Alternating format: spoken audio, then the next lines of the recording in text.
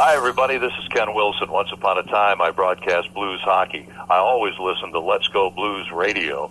It's everything you'll want as a blues fan. Oh, baby. Are you a first responder, a veteran, a doctor, a nurse, a teacher, or a Let's Go Blues Radio listener? Of course you are. If you're in the market to buy or sell a home, call real estate superstar Mike Burgoyne today at 314-753-4060 or email him at mike@strikewithmike.com to earn special rates today.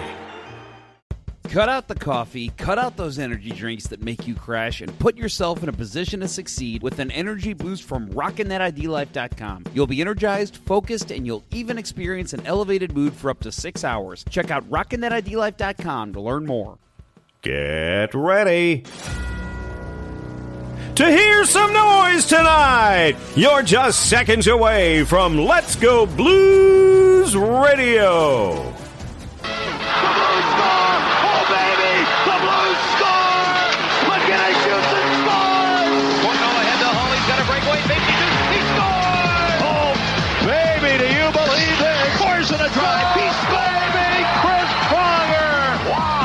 Great goaltending.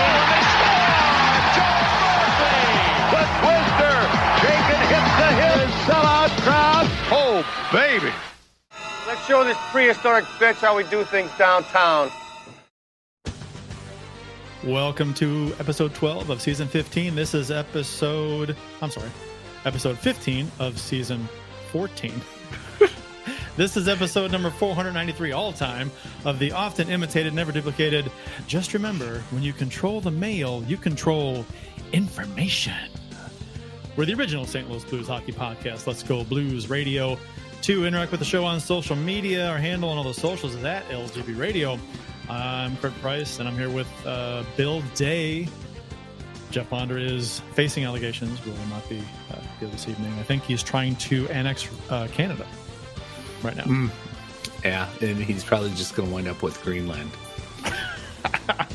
I think Canada should be on board with joining the United States. That would mean that they could finally win a World Junior Classic. Touche, sir. Touche, sir. I mean, after all, Canada is America's largest national park. That's right.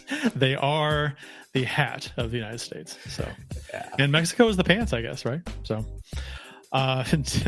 the agenda for tonight's show includes a discussion about the up and down St. Louis Blues, the Winter Classic dominating win over the Blackhawks, a weird game against the Blue Jackets, which we'll touch on, and last night's game we'll go into detail against the Wild, which I'm sure pissed off everybody in the world that roots for the Blues.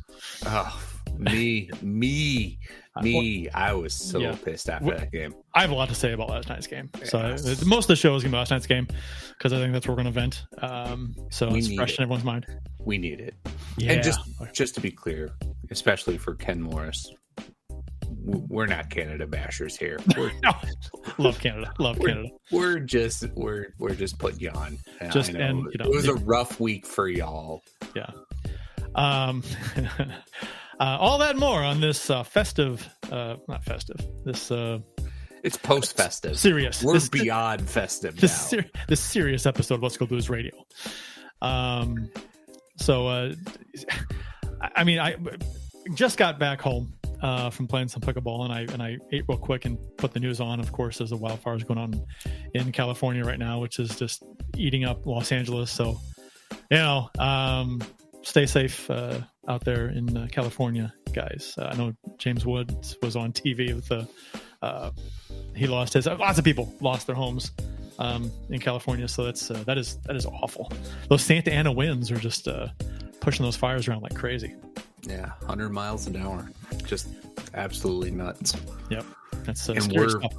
Right, we're sitting here bitching about 7 inches of snow. Right. Yeah. Is that all you got? Was 7 inches? We got 8. We got 8 over here. The news said Edwards will get 11. And so I was like, 11. That's usually, whatever we get, Edwards will get, but they were measuring in the drifts. Yeah. I mean, right. I don't think I measured in the drift. 8 inches. That's it. Doesn't matter after you get past whatever is good to call off schools and get off work and stuff. That doesn't matter. Like 5 or 6 plus is good. Anything over 5 or 6 is like that's just gravy. So I'll go ahead and mention the Let's Go Blues Radio Minute that is done by Jeff Ponder, 4, 5, 6 minute show. A couple times a week, 2-3 times a week he does that. So go ahead and subscribe to that if you haven't already. He does a quick little rundown, quick little touches on some highlights a few times a week in a short little podcast. So it's a fun little listen on the way to work or what have you. So check that out. Anywhere you find podcasts. Yeah, I need to be better about listening to that because for one, I need to make sure that Ponder is doing me right when I win the Puck Doku challenge, and not giving himself credit for every time that he gets the better score than me. So I think if when he does win, I think the show is a couple minutes longer because he just talks about it nonstop. Yeah, right. He just can't stop talking about it. He'll glaze over it when you win. We had a really good one yesterday. We both scored 0-0. A goaltender duel, huh? No, it was, but neither choice was a goaltender, but both choices were Blues. So it was a player with 100 career assists and 100 career goals. Didn't have to be on a specific team, that particular square. And he went with Wayne Babbage, which I probably would have gone with another time, but I went with the newest member of that club, Cam Fowler. Nice. So, on the intro, I mentioned this was all-time show number 493. It is 496. So we are 4 shows away from the big 500. Ooh. So I don't want to go the opposite direction, away from 500. We work so hard to get to 500. Right. But we should probably do something for that. We should. We have nothing planned. We'll think of something. Considering this is the first we've talked about it. Yeah, I know. More than just in passing, right? So, yeah, I missed the last couple shows. So, and you guys did a fine job of that. My schedule's been insane. Just always busy, always doing something. Always facing them allegations. Yeah, right. The holidays were busy. It's funny because I'm fortunate enough to work at a place where we get like this year we happen to get the way it fell. We got about 10 days off, right? So it was like, oh, great, get some time off, get some stuff done around the house. Nope, none of that. You think you have all this time, and you just don't. You there's something going on every single day, and I think there was 1 or 2 days where I was like, okay, there's nothing really going on today, and I was just like, I just don't want to do anything. I'm tired. I'm tired of doing stuff. I just want to have a nice relaxing day. It's my vacation, so I don't want to rip holes in the walls and run Ethernet through up and down the stairs. I don't want to do that, so I'll do that some other time. Official beers of episode number 496. You can follow each of us on the Untapped app. My handle is CPrice12, Jeff's is JPonder94, and Bill's is Billy Blue Note 33. Bill, why don't you? Jeff's facing allegations. You're not. No. Sorry about that. It's almost like I'm attacking your character. It's like right. I keep my nose clean. Damn it. Right. What do you have? I'm gonna grab mine while you say yours. All right. I'll take my time since you have to get one. So I've had this before, and I actually meant to grab something different, but I have so many beers in my beer fridge that look the same. I grabbed this. This is the Founders KBS, the double oaked Imperial Stout. So it's aged in a couple different bourbon barrels, and it's pretty damn smooth. This is this year's release for the KBS variant, and yeah, really enjoy it. I found a 4-pack the other night of the chocolate espresso variant that was last year's, and so that's what I was expecting to be drinking, but I grabbed the wrong bottle. So, but as you can tell, I've been enjoying it, and it's almost gone. So you're is that a snifter? No. This is just a glass. And this is my my Canadian breakfast stout glass from Founders. Huh. So Very But nice. this could be a segue into our next segment, CBS. All right, so I should have gone second. Damn it. You should have. Oh well, too late now. Right, let's start over. I will. This one is one that I've been looking forward to trying. I haven't had it yet, and it is from Modern Brewery, and it's Milk Buds Premium Imperial Chocolate Milk Stout, and it looks like a Prairie Farms chocolate milk container. So I do enjoy the and the.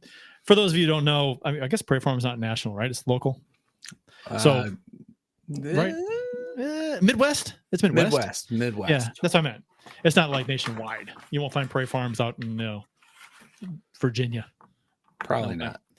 So yeah, I'm gonna give it a go. I'm gonna sip right now. Oh, there's a nice big thick head on it. And this glass, I use this glass a lot. It is this mug, this frosty mug. It is the Beer Drinkers of America mug, and it says Party Smart. This was my grandpa Cerneca's mug. He was a member of the Beer Drinkers of America. That's a very powerful union back in the day. Right. No, but I was like, I enjoy a beer. So yeah, it was very cool that I enjoy having this mug. So And which brewery puts out Modern. Yep. Modern. Fine brewery. Fine local brewery. I'm gonna have to go track some of that down. It's good. I actually like it. It's quite good. It's a lot like chocolate milk stout from Four Hands, but it's quite good. At the bottom it says it's utterly delicious.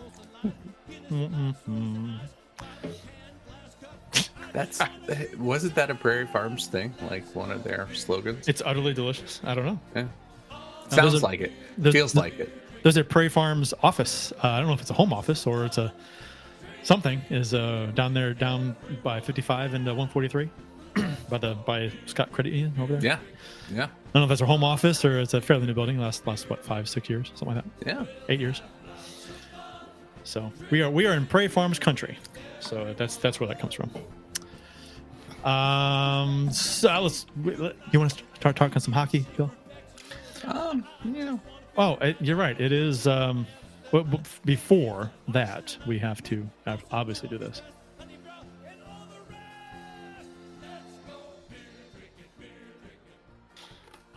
I may have to go rescue one of my children. Sheldon has a thing about snow that he tries to eat it all. Oh, so all of it. All of it. So I may have to go get him from the backyard if he doesn't come in soon. How many cubic yards of snow are in the backyard? Oh my God. A lot. I'm on 3/4 of an acre, so I got a lot. So he's not gonna. Well, he'll stay hydrated. At least, I guess. Yeah.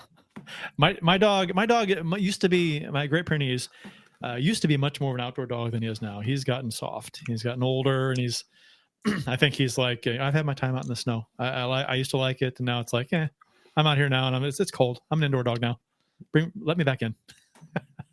Yeah, both of mine the other night stayed out so long that their back paws were freezing up, and they were doing the rear goose step. So, yeah. You get that snow and ice compacted between the pads and everything. Yeah. And then they're begging me to clean it out. Whereas, when they come in with mud, they're like, "Oh, you can't touch me." just stick their paws in a bucket of cold water, not warm water. Learned that lesson a long time ago. You come inside with like bitterly cold hands where you're numb, you can't feel them. Don't stick them under warm water. That'll hurt and make them itch. Whatever the science behind that, I have no idea. But the cold water works better. Cold water. So the World Junior Championships, Team USA won back-to-back golds now. They did defeat Finland 4-3 in overtime. So Colin Ralph for Team USA, the Blues prospect, he registered 1 assist in 7 games during his first World Juniors tournament. Point-wise, not the most impressive of the Blues prospects in the World Junior Championships. The Blues are looking pretty good, though, prospect-wise, at least with the results. I mean, we've already got a couple of players that we're looking forward to seeing, but right, man, one of whom wasn't in this tournament, and Snuggerud. Snuggerud was not in the tournament, right? But Snuggerud's I mean, 9 points in 5 games played, and he looked good. I can't read this image that Jeff shared in here. I can't. It's too small. Yeah. So Dvorsky, Yuri Pekarsik. There it is, Pekarsik. From Slovakia. They were line mates. 9 points for Dvorsky, 7 for Pekarsik. Stenberg and Lindstein from Sweden had 8 and 4. Stenberg looked good. The few highlights I got to see of him. Looks like might be a year or two away, but might be a Steiner type player. So Stencil had 10 points. Stencil, and I think 7 of those are in one game. So the 14 something win over Kazakhstan, So I mean, this is not breaking news. They've been talking about this a lot, but the Blues prospects we're kind of stacked as far as I wouldn't say we have any like blue chip can't miss number 1 pick overall, like or top 3, 5 pick, whatever overall players. But there's a lot of really good players projected anyway, middle six guys that could really, I mean, a good team has to be a deep team, right?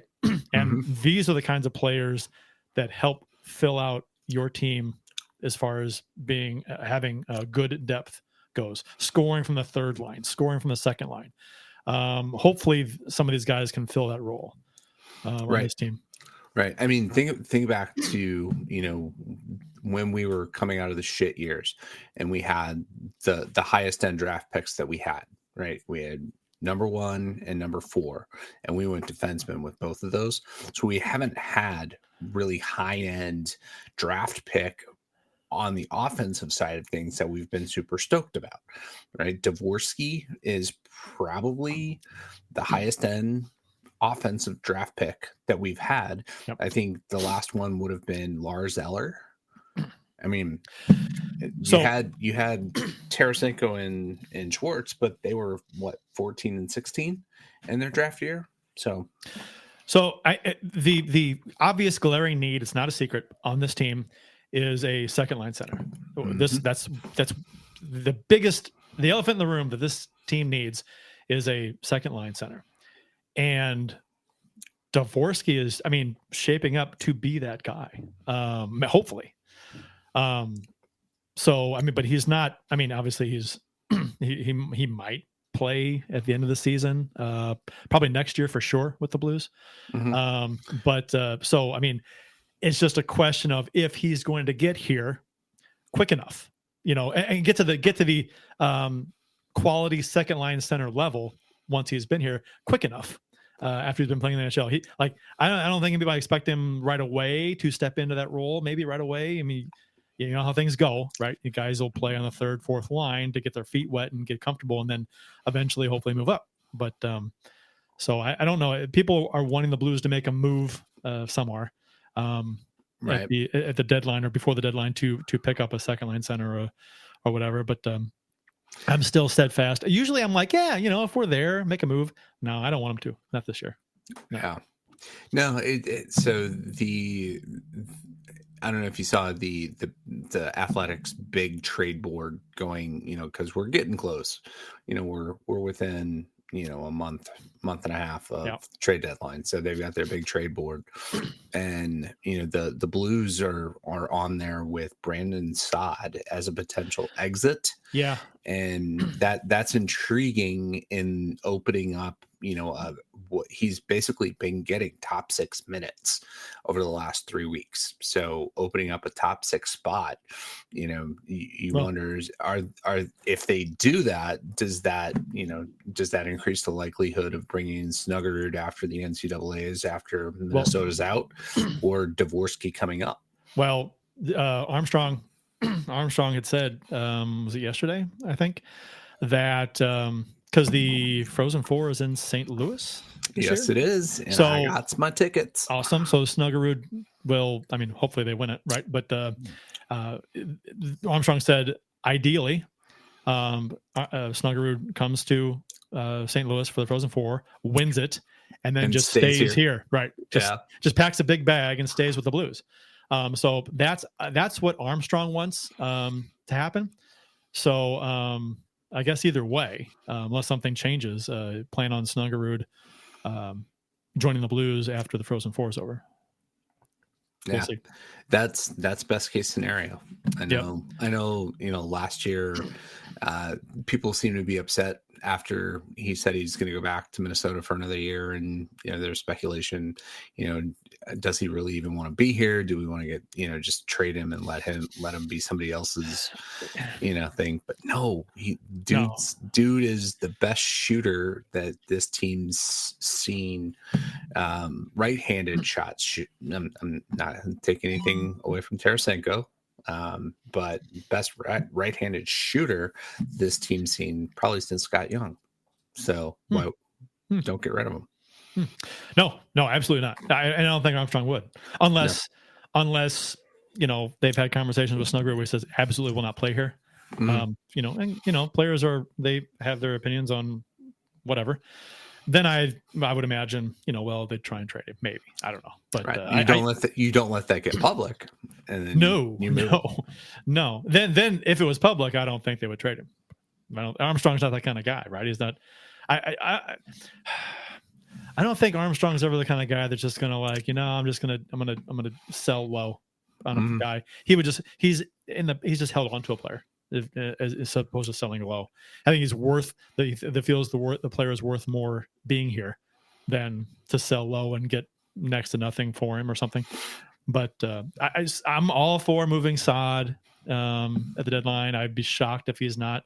He has one more year left on this contract after this one, so it's not a lot for a team to take on. Right. And I think after his hat trick against Ottawa, I think that only boosted his after not scoring like any goals in 17, 19 games, whatever it was. Yeah. He's going long stretches in between, and he looked pretty bad in the Columbus game, getting beat on that shorthanded goal. But yeah, I mean he's still showing, and I think what the Athletics take was, right, he's a guy that's built like he's a better fit on a possible contender than on a retooling team like the Blues. Sure. Yeah, I mean his age is right. 34. He's 32. 32. 32. Yeah. Man, I keep adding, he's not years to him. He's not old. He's on the wrong side of 30, and for a team that's retooling, and they're not going to re-sign him after 25, 26 probably. So it's like, get something for him. I get that. They probably won't get a whole lot for him. He makes 4.5. It's not expensive. It's not cheap either. But I would not, with seeing with what Doug Armstrong can do with future considerations, I wouldn't be opposed to that. Yeah, that's a good point. But although you would think he'd want to get a draft pick back because we don't have any draft picks. We have a first round, second round, right? We need second rounders. We need second rounders, and if we get a second round pick for Saad, that'd be good. Even if you package like a fourth and Saad for a second, I think that's. Oh, I do that. I don't. Yeah, fourth round draft picks are like that. Joe Schmo in the chat says from our discussion earlier, Prairie Farms building used to be at Grand and Chateau, right? I don't know. Yes, sure. where the new Midtown Target is, and Topgolf, right in that little area there. So that's where it used to be. Yeah. Okay. Good to know. Well, I guess so. They moved from there over to Edwardsville. Same building, same people, but probably that was probably a distribution center there. Yeah. Yeah. So the bronze medal game, the Czechs beat the Swedes 3-2. Yeah, and Canada lost to Latvia. Right, got bumped. So that's it's okay. Nothing against Canada. I love the USA-Canada rivalry. Their games are fantastic. They're fun. sports need rivalries, and that's a good one.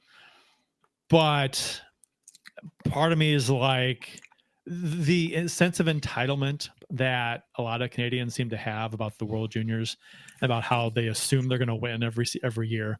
And USA is kind of taking it over, right? Last 10 years, USA they have more medals than Canada. So in the juniors. So it's just, I like the fact that they don't own this shit anymore. And it's USA's thing right now.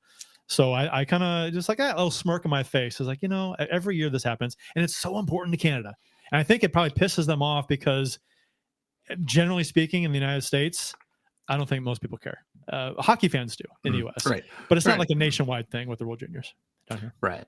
And Gord Miller went to painstaking lengths in that final game against Finland to point out, I think 3 or 4 times, that the U.S. has 7 World Junior titles now, and 4 of those were won on Canadian soil. So he's the guy that, to me, when Canada's going, he is their biggest fan, and it gets to the point of annoying. He's a great announcer. I love listening to Gord call games, but when he's calling a Canadian gold medal junior game, it is so like just the homerism gets a little too much for me. So he's definitely taking it hard, and I don't understand why. But I also wonder, and maybe Ken, who, as he pointed out, is in Halifax, Nova Scotia, north of the border.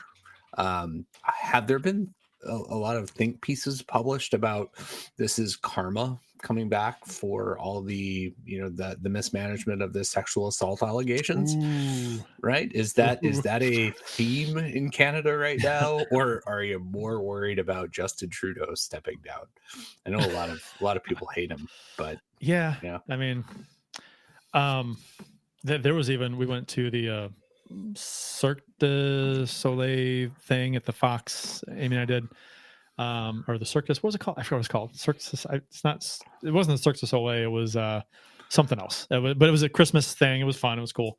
But the comedian that was a magician who was the host had a knock on Trudeau. So he's Canadian. So it was just kind of he's not exactly popular right now. Like he used to be. He's trying to step down.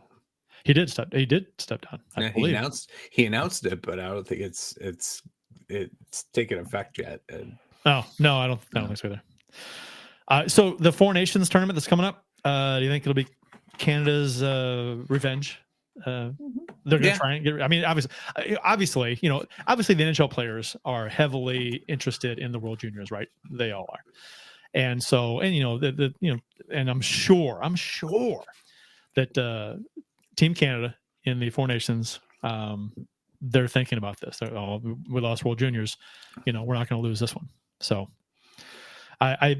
so a chip on Canada's shoulder, I guess, with this. Mm-hmm. So, I guess so. You should see Canada's best. I do think it will make it much more intriguing watching. Oh, for sure. And I mean, and even if it doesn't like play out that way with the players, the fans, they we lost the World Juniors. We can't lose this one. We got to get a gold in this one. So it'll be fun. It won't be as much fun with if Russia were in it, but right. They have other issues.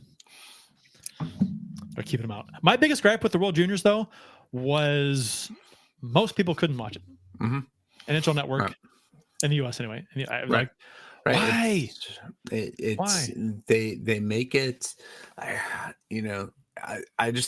gotten tired of paying for the subscription level required to get NHL Network. It's always the top tier. It's always the top tier of whatever streaming cable package or service you have.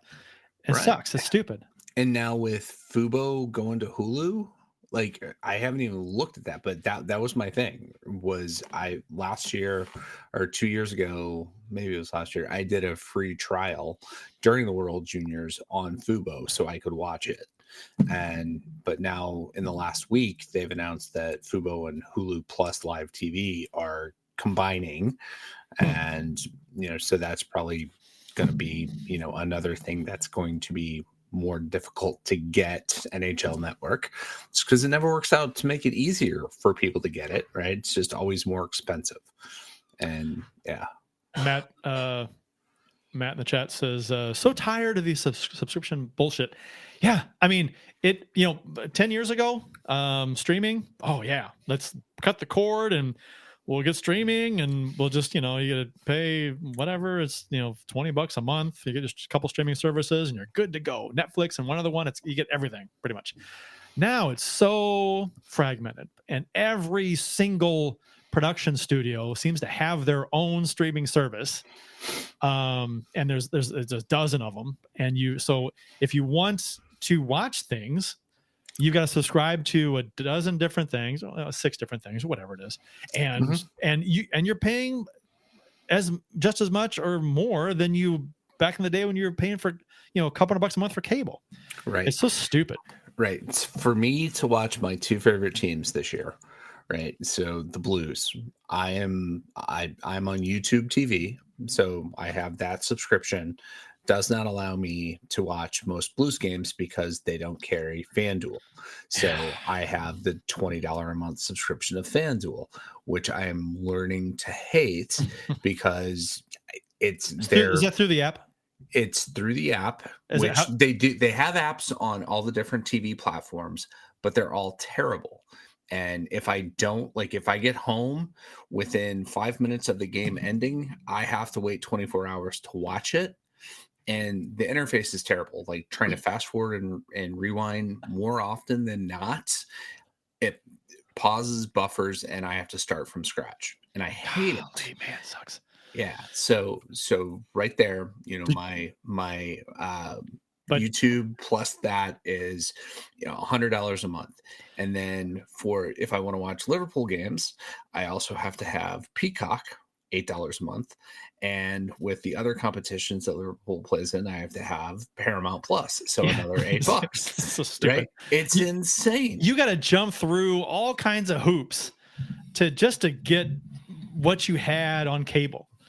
Right. And it's just so stupid. And people wonder, right. And people say, oh, you shouldn't pirate things. I'm like, this is why people pirate you, because it's so difficult. And the app doesn't work the way it should. But if you pirate a game, well, it comes in smooth as could be, crystal clear. It's fine. I'm like, how do they have these? Oh, it's just so it's easier for people. It's just, they're making it so difficult and so inconvenient and so expensive. Right. And it's like, what do you want people to do? They're kind of backed into a corner with this stuff. And we've been saying for years, right? If the NHL wants to grow the sport, they want to grow the game, put your damn network free on your website. That's what I have down here in the chat, in my notes. My biggest gripe was that it was on NHL Network, but and I've said this before, NHL Network needs to be streamed free over NHL.com. Just make it free, and you get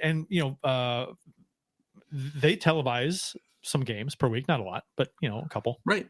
And there's other that I've wanted to watch that I haven't been able to. Yeah, and they could watch the World Juniors. They could watch other programming that NHL puts out. It would grow the game. It can't be that expensive for them, and the league is making a ton of money. The salary cap's going up like crazy next year. They're doing well. You're not paying Ken Danico and Dave Reed that much money that you can't that you have to offset it by charging super high cable subscription prices. And so we don't have any pull on this show, but who Spit and Chicklets should get on the bandwagon. I know that what's his face is on Bissonnette, TNT. Yeah, Bissonnette's on TNT. So, but yeah, TNT should have fucking carried the World Juniors. I don't know why they didn't do that. They talked about the games. They showed highlights. They're all excited how great a tournament it was for US. They didn't televise shit for the tournament. They should have. Why not? You're the NHL's outlet on cable. But you didn't do any of this for your hockey fans. And then, if they would put good hockey programming out besides the initial games they do on TNT, do they? I guess they do. Do they have hockey shows on TNT? Besides, like, I mean, they have post game stuff, but do they have like a night where they have like a couple hour hockey show? No, they don't. No, I don't think so. No, if you wanted to watch Road to the Winter Classic, they had that. Okay, but that was. But it's not a regular half hour each. Yeah, I mean, and I'll tell you what, I didn't go back and watch the last 2 episodes. Right, they released the last one half an hour before the game, and after Jeff and I wrapped up the show, things got a little busy, and I'm like, I planned on watching the last 2, couldn't watch them either. Now I have no interest. NHL Network needs to be streamed free on NHL.com. I mean, I'd love to see the percentage of people that actually get NHL Network in their homes. It can't be that many. And they're hiding content almost by we're putting on NHL Network. So a few people. I mean, yeah, some people get the highest package. More power to them. They get every station. They get all this crap. But most people don't. I mean, and it's gotten so expensive now. It's like Jesus, it's got to cost like $250 a month just to get the highest package on a service. Right. That's what I was paying last year when I finally got rid of Spectrum, when the Blues got eliminated from playoff contention last year. I finally dumped Spectrum when I had the highest package so that I could get NHL Network, and I was paying $255 a month, which included it did include my internet subscription, but there was no bundle discount in that, which was really insane to me. Yeah. I switched over to DirecTV streaming a few years ago and love it. That's what I want to go to, but to get NHL Network, it would go back up to about $230 a month. I just do without it. I mean, I'm more than happy saving $100 some odd a month by not, $1,200 a year, whatever it is, to not have NHL Network. I can do without. I can watch highlights online. It's fine. I'll get by. But the NHL is missing out because, I mean, just this show is an example. This tiny little show, right, that we do. We could have watched all the World Junior games, and we could have talked about it in detail a little better than we are, and not just go by highlights and stuff like that. And stats, yeah. It's actually watch the game is a little more. You get a little better coverage that way. So Ken Morris says, I'm not pissed off. USA was by far the better team, and I do not feel entitled either. USA win is good for hockey. I guess, Ken, I guess you're a Team Canada fan. I assume you're disappointed in how they played. Do you think that Canada should have played better? Do you think Canada fell short of what they should have done? USA, from what I saw, was the better team anyway, but, should Canada have medaled in this area, in your opinion?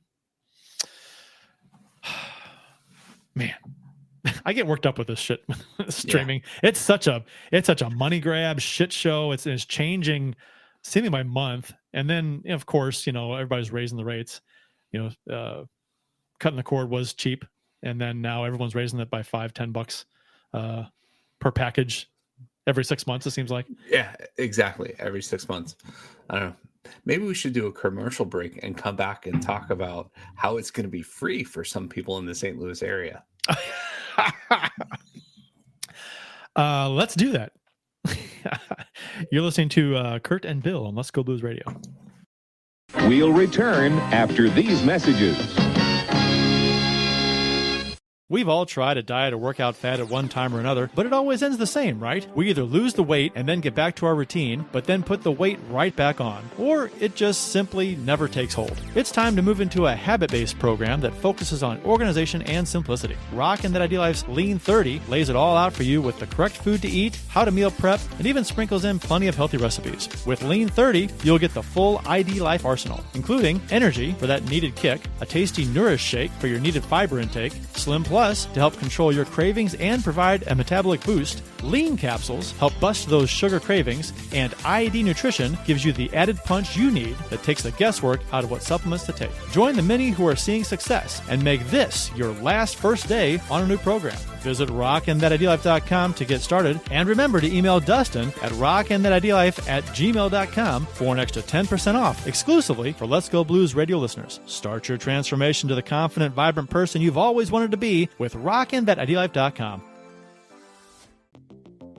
St. Louis hockey fans know how it takes a reliable captain and a team of hard workers to achieve major goals. As a police officer and a hockey player, Realtor Mike Burgoyne would wear the C in any situation. As a leader in the home buying or selling process, Mike has surrounded himself with a team of trustworthy inspectors, lenders, and escrow officers that work together more cohesively than Hall & Oates. And as a member of many teams in his life, Mike knows the service our first responders, veterans, nurses, teachers, and yes, even you Let's Go Blues Radio listeners provide the community, so he offers special rates to those individuals. Find the value in Mike's leadership and teamwork today by emailing him at mike@strikewithmike.com or calling 314-753-4060. He'll work closely with you and only show you the homes that match your goals. That email again is mike@strikewithmike.com or call him at 314-753-4060 and succeed with your new teammate today.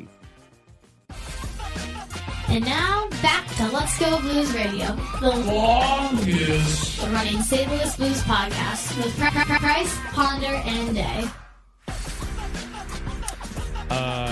So it's quite a bit of discussion in the chat about streaming services. And Trees says there's Netflix, Hulu, Amazon Prime, Disney Plus, Apple TV, HBO Max, and most just the basic ones.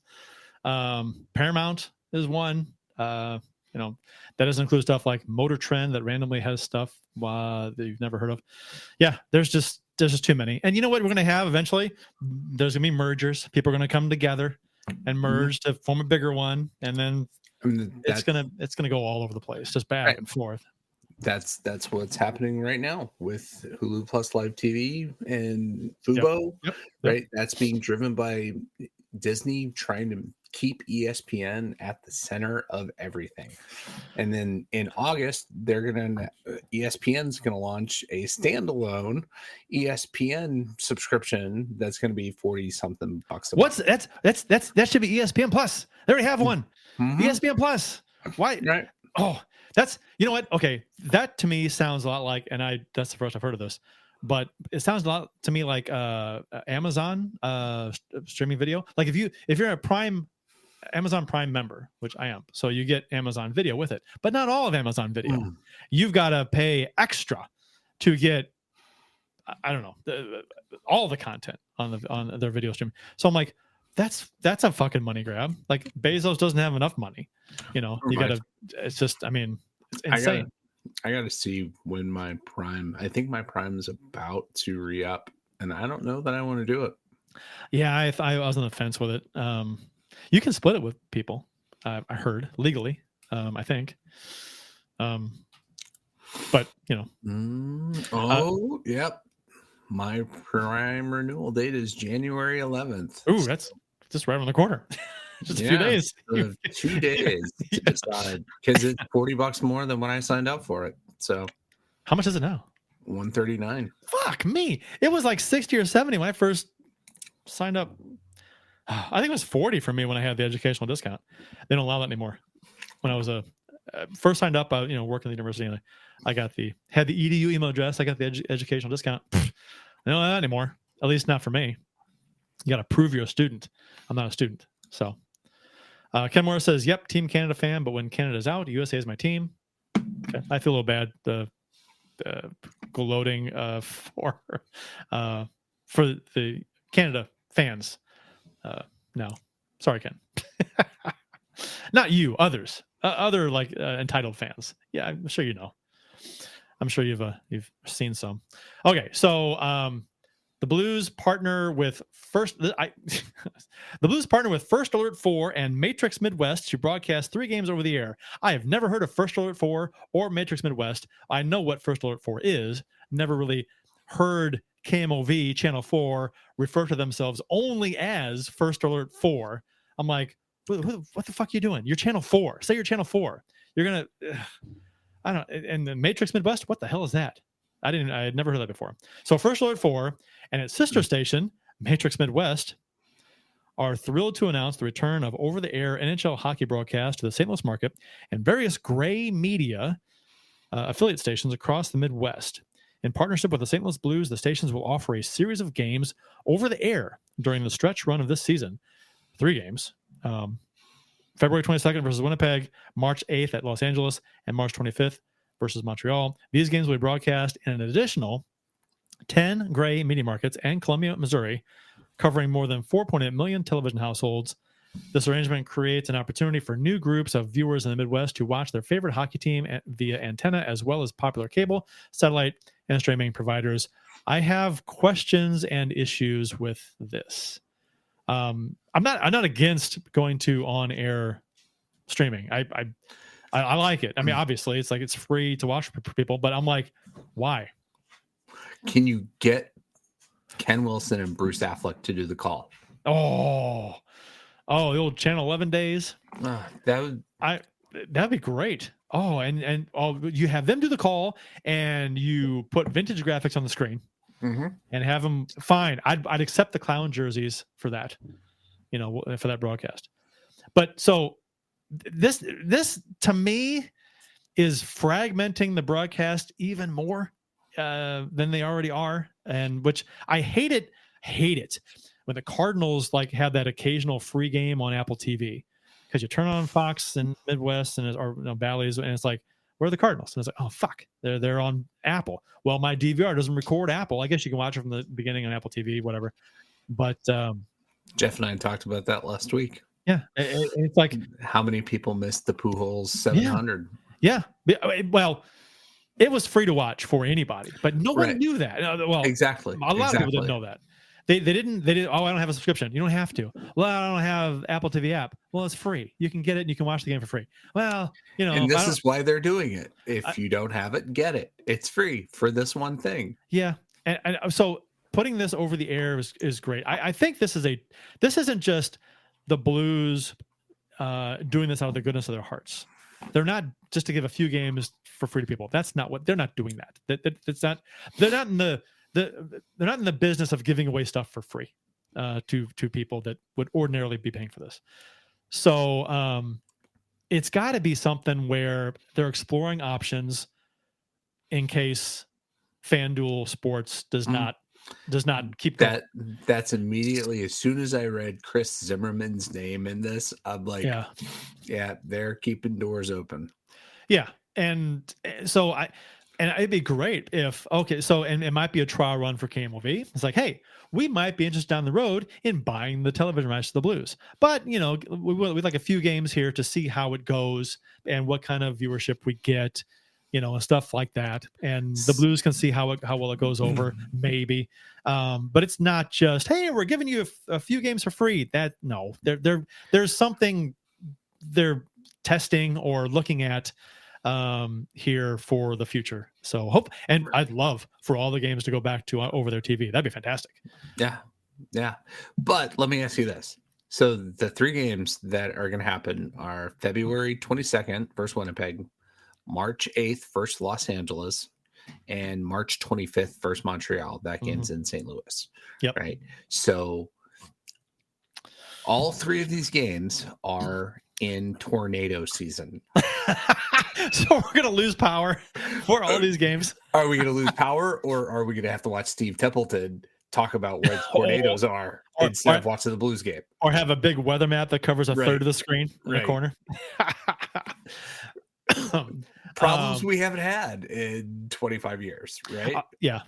Unless there's an actual tornado on the ground somewhere in St. Louis, don't cut into my programming. You've got the map on the screen. You've got the ticker. I can see what's going on. Don't interrupt the programming to show me the map, big screen, and explain that, well, this could be happening. This could be happening. No. I get it. Safety first. I understand. But, don't just rehash what's already on the screen. I don't care. Let me watch my game or my show. But yeah, so we'll see how this pans out. And what happens with this moving forward. I think 5 years from now, 10 years from now, I think Cardinals and Blues and a lot of other teams too will be completely different as far as maybe completely different as far as how people get to watch the team play, whether it's on FanDuel, whether it's some kind of streaming service owned by the team, whether the NHL takes it over and does everything through the website, or it's all local, on over the air stuff, which is that'd be ideal for everybody, because then, bars wouldn't have to pay an exorbitant fee to broadcast these games in the bar, which I'm sure a lot of them don't pay those fees. They just stream them in anyway. They just ask for forgiveness later. And then people can watch them for free at home, which back in the day, what would you take, Bill? Would you rather have the Blues games only broadcast on, say, KMOV, so it's free to watch, but 12 games are not on TV like it used to be when they were broadcast on Channel 11? Considering that not on TV anywhere, like you couldn't watch them anywhere. Right. Considering I usually wind up missing at least 12 games a year, I'd probably go with give it to me for free. But what are the odds that the 12 games you miss are going to be the ones that are on TV? You might miss 24 games. I might be able to control my schedule a little better. Gotcha. Ken Morris says, Kurt, you are one cool dude. I would never be offended by anything you, Bill, or Jeff say. I respect your honesty too much. Oh, Ken, that's quite nice. I think I need a T-shirt that says the first part of that. That'd be nice. Appreciate it, Ken. Appreciate the comments as always. Okay, so we'll see where that goes with the streaming of the Blues. I don't know. It's interesting to me. But anyway, hey, 3 free games for those who don't have cable or any type of streaming service. You get to watch the Blues 3 times. Right. If you have an antenna. If you have an antenna that's over the air, which if you don't have an antenna is like, then you're just back in, days where you're just out of luck. They can't do everything for you. They can't come to your house, and they can't give you tickets to the game. So they could. They could. I more than likely will be at that Montreal game though, right? So yeah, probably. You tend to go to those. Tend to go to that game. And it's late. It's crazy. Why would we play Montreal the last week of March? No. This season has made no sense from a scheduling standpoint. Okay. Winter Classic. Blues did defeat the Blackhawks 6-2 in the Winter Classic in Enterprise Center North or Busch Stadium North, whichever, baseball or hockey, which one you want to use. The Blues kind of, I don't know if there were more Blues fans than Hawks fans there, but there were a lot of Blues fans there. You could hear them. They were vocal. The countdown with Tellin leading the way. Yeah. That was pretty awesome. Yeah. So, and the Hawks aren't very good. And the sports fan in me that hates the Blackhawks love to see Bedard pretty much say that their play was embarrassing in front of their fans in their outdoor game. It's embarrassing, whatever. And I'm like, well, you know what, Connor? The Blackhawks suck in these games, outdoor games. They have one win, I think it is, in the outdoor games. And it was a Stadium Series game, not a Winter Classic. So they've got 1 out of 37 games they've played. 8, right? Is it 8 games? They have 1 win. Yeah, and 8 outdoor games, 1 win. So that's and I've heard before, like when the Hawks and Blues played before in Busch Stadium, I heard Blackhawks fans say when they were announced as the team the Blues are playing, they were like, "Oh, not another outdoor game." Right. I think a lot of Blackhawks fans are just tired of it. They're just like, we've been in so many; it's not new to us anymore. We don't look well in these games. We look poor. We can't win them. Just a lot of them have been vocal online, like, just stop. We don't need any more. Yeah, but it might be the only game you get to see on TV because they're going back to the old Bill Wirtz scenario there. That is, I didn't see details on that, but I heard about it. I was like, that's bonkers to me because Dollar Bill, right? He was the one that did that. That's bananas to go back to that. No other city does that, do they? I mean, that's why because the thinking is, we can't broadcast them, we can't put out, and that was, but okay. So in Dollar Bill's defense, that was back in the day when I think the games were on free TV for in the 70s, right? Yeah. So, 70s and 80s. So his thinking was, why would we put the games out there on free TV when people would just stay home and watch it and they wouldn't come to the games? I understand that logic, even though it doesn't really pan out. If you have a good team, people are going to come out to see it no matter what. So it basically just gave him the ability to, if you want to see a bad team, you got to come see them in person because you can't see them on TV. So, but now the stuff's not on free TV anymore. I don't I know some markets may have some games on free TV, but right, and they've got their own NBC Sports local network thing going on. Yeah, it's so. Why? You made a great point. It is so fragmented and fractured right now. I know it's you. I mean, if you're a hockey fan, I mean, which if you're listening to the show, you probably are. You've got to have a half a dozen different services just to get every single NHL game, and it shouldn't be this hard.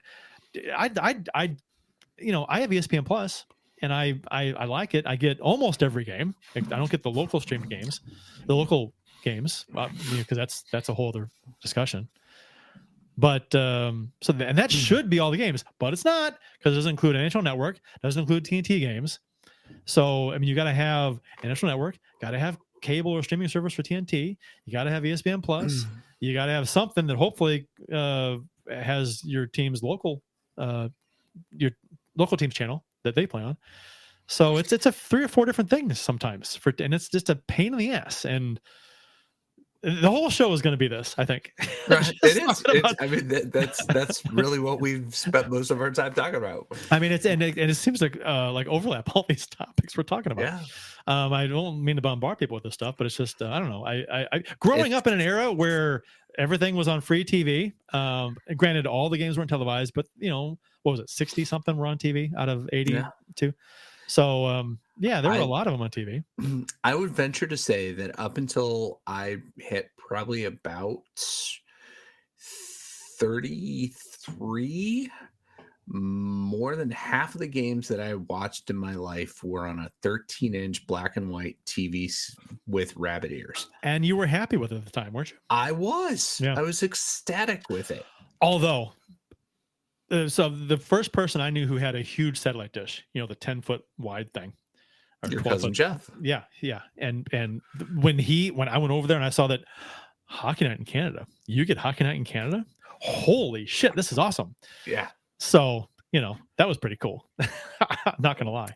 Yeah. Being able to watch games in French. Right? Oh. The Blues, he recorded a game, Blues and Nordiques in 91, 92. Tugnut in net. Millen was in net for the Blues. It was probably he was there late 80s, early 90s, so it may have been. Okay. Might have been early Stefan Fiset. Yeah, I was gonna say that was my next guess. He recorded that for me on a VHS, and I took that to French class, and we watched it for 3 days. Like, that's awesome. Yeah, we got a period a day. Remember the famous game where I think it was Flames and Kings, and they took the glass up from between the benches and went after each other? Yeah, I was over his house watching that game on the satellite. That's amazing. the good old Smythe division, right? Oh man, I feel sorry for fans nowadays who didn't get to experience that era of NHL, because it was like the Wild West in a way, and it was so great. It was just and then you get the old farts that take over the league and say, we're going to put a stop to this stuff. And I'm like, we're going to make it more family friendly. I mean, hockey survived a long time without being family friendly. Yeah. I'm sure to be fine. Now I'm sure I've mentioned it a million times on the show, but some of my favorite hockey memories are my dad and I going to games at the Checker Dome in the early 80s, Blues Blackhawks, Blues North Stars, where there were more fights in the stands than there were on the ice. And there were a lot of fights on the ice. The whole place smelled like stale beer and piss. And cigarettes. Piss. And you can see the smoke, the haziness at the top of the rafters at the arena. And I've told this before. When I walked into the old arena, it had a smell. And it wasn't a bad smell. It was just it was a hockey smell. And it was concrete. It was spilled beer, and it was like popcorn in the distance and just a little bit of smoke. And that was mustiness, right? And that was hockey. And that's how locker rooms smelled. It was just some of them still do. Yeah, I'm sure. But that era, man, it's such a I don't want to be that guy, but the league it's been pussified. It really has, compared to the way it used to be. If you compare the two eras, there was a badass league back in the 70s and 80s, early 90s maybe, but it just, and then Bettman takes over and it changes. Right. So kind of the end game for that was probably the St. Patrick's Day Massacre. Right. Yeah, that was one of the last big brouhahas, right? Right. The other one that you'll think of is Colorado Detroit 96 playoffs. Right? Oh God. Look at my faith. Look at my faith. That whole, I mean, and again, people who didn't experience that, go back and find the games, watch them, and if you haven't, your jaw will drop as far as like what went on during these games and what they allowed. If you just watch a game from the 80s on YouTube, a full game, there's a lot of them out there. I mean, the amount of clutching and grabbing and holding and hacking and slashing and whacking and the guys getting beat to hell in front of the net. I mean, it's a really different game than it is today. I mean, you can argue today that yes, the skilled players are allowed to be more skilled today in this environment that the NHL has. And I love the NHL today. I do. But my favorite era is back then. Yeah. So if you want to see like some of the height of that era, I want to combine a couple of these for this show. Go find the 1987 Canada versus USSR World Juniors Brawl. Is that the 87? Oh, that's not the one where the what's his face takes a swing at the official. That's the 70s. That was the 70s. That was the Summit Series. That was Esposito. That was bad too. Yeah. He damn near. Was it Esposito? No, it was Parise. No. JP Parise, wasn't it? Yeah, and he didn't take a swing. He almost did. He had his stick cocked like this, and he skated the official and went like this, and just stopped his swing. And I mean, if that happened today, I mean, he didn't do anything, but he threatened to do something, which is bad. And I don't what happened. He stayed in the game. He didn't even get kicked out of that game. That was insane. Yeah. But those Canada Cup games, my God. Yeah. Pretty amazing. But go CBC if you might have to put a VPN on to get the actual video content. Which again, CBC in the US, right? Bullshit. What the hell? More fragmentation, right? You can't view shit you want to watch. Right. Come on. Right. Let me watch it. I just want to watch hockey. Can I pick a game and watch it? It's all over YouTube as well. So you don't have to go to CBC. If you want to go the proper route, but do it with a VPN, go to CBC. Otherwise, go to YouTube. But that brawl is something else. And there will be a day when I can say I want to watch this particular game from 1983, and I can pull it up and watch it as part of whatever I'm watching. But how much are you going to pay for that? Because I eventually, after the Clone Wars happen, well, everything but free, right? But that was the other disturbing thing from this week that is going to impact this. That I think we should probably mention net Ken neutrality being struck down. So yeah, Ken Morris says he does agree with you, Bill. JP Parise. Yep. Yeah. 1972. So 1972 Summit Series, Canada and Russia. It was an 8-game series. Is that what they did? It's a weird number. It's not 7. It wasn't 7. I think the way they did it, didn't they? It was 4 in Canada and 4 in Russia, right? Yeah, but then I think I forgot what Canada won it. But Paul Henderson. Yeah, but it wasn't. Was it a 9? It was. I forgot what the games were. Because I thought it was tied going to the last game, or wasn't there? There was a tie. Are there 2 ties? I don't know. There was a tie in the series, wasn't there?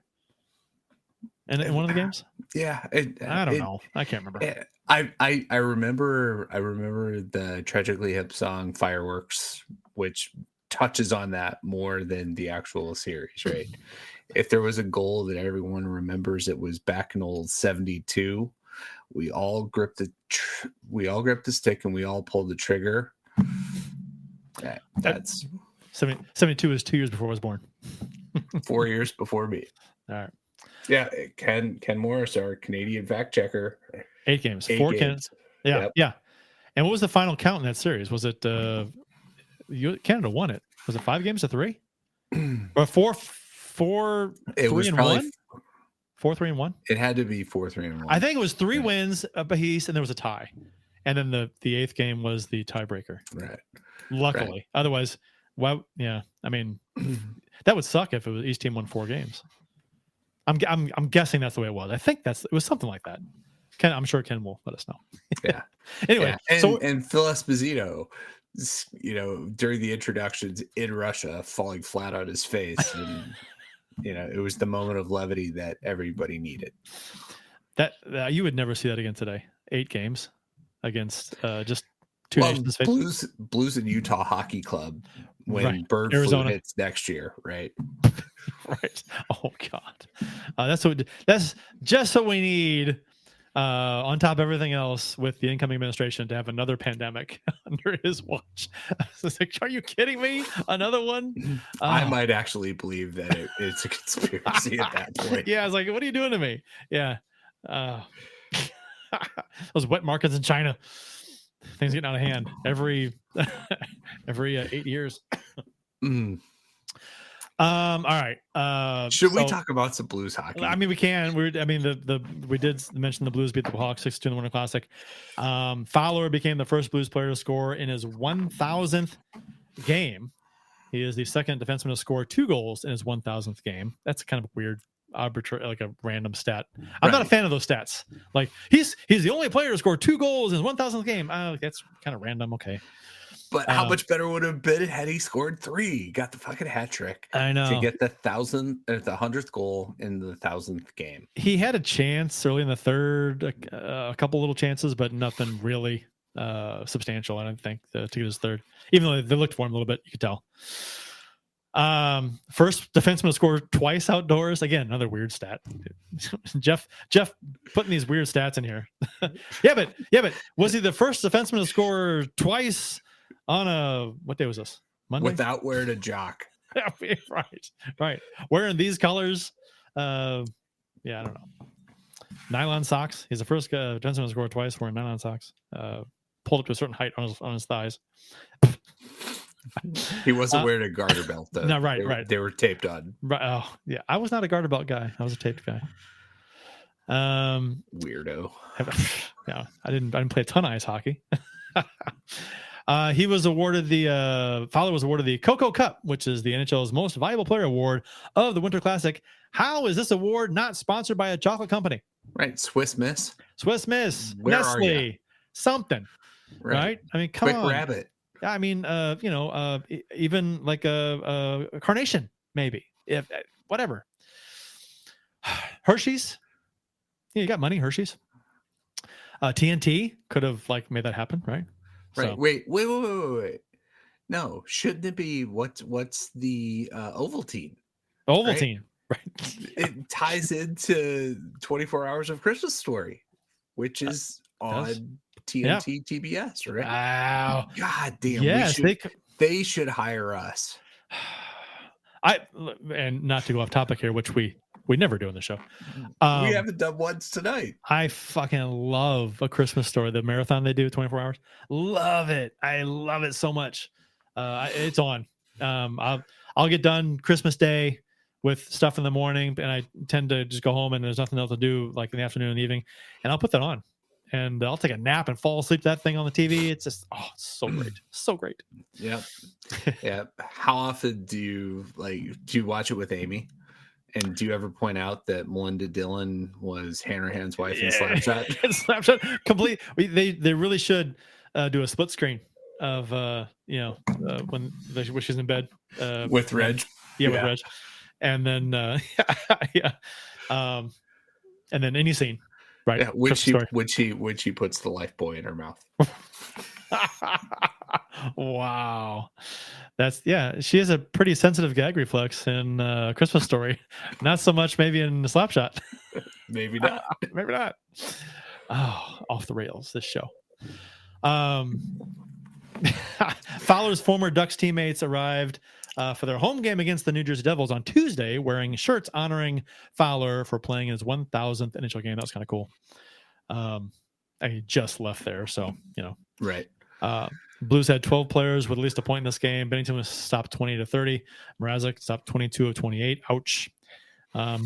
Yeah, he was Blues, not good. No.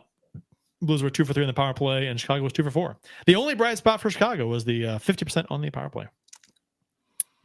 Which, yeah, is a point that we should talk about the Blues and how shit we've gotten on the penalty kill.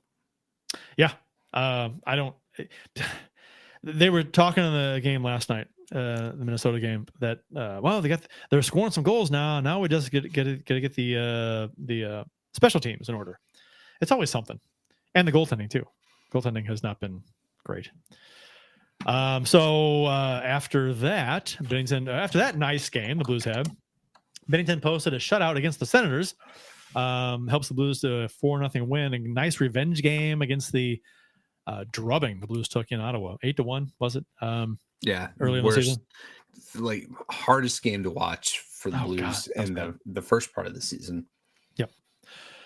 Saad had the natural hat trick, scoring goals 2, 3, and 4, I believe, in this one. Saad did not have a point in his previous 10 games, and in the 19 games prior, he just had 2 assists. So, step it up, Saad. Your trade value is on the line. Right. Don't want to belabor too much on this, but I absolutely loved how he made Nick Jensen look terrible on his first goal. Like out hustled him. Yeah. And then they stole the puck. That's great. Went down to one knee to get the leverage. And then did you see Strickland's interview with him where he asked him, how fast do you think we're going?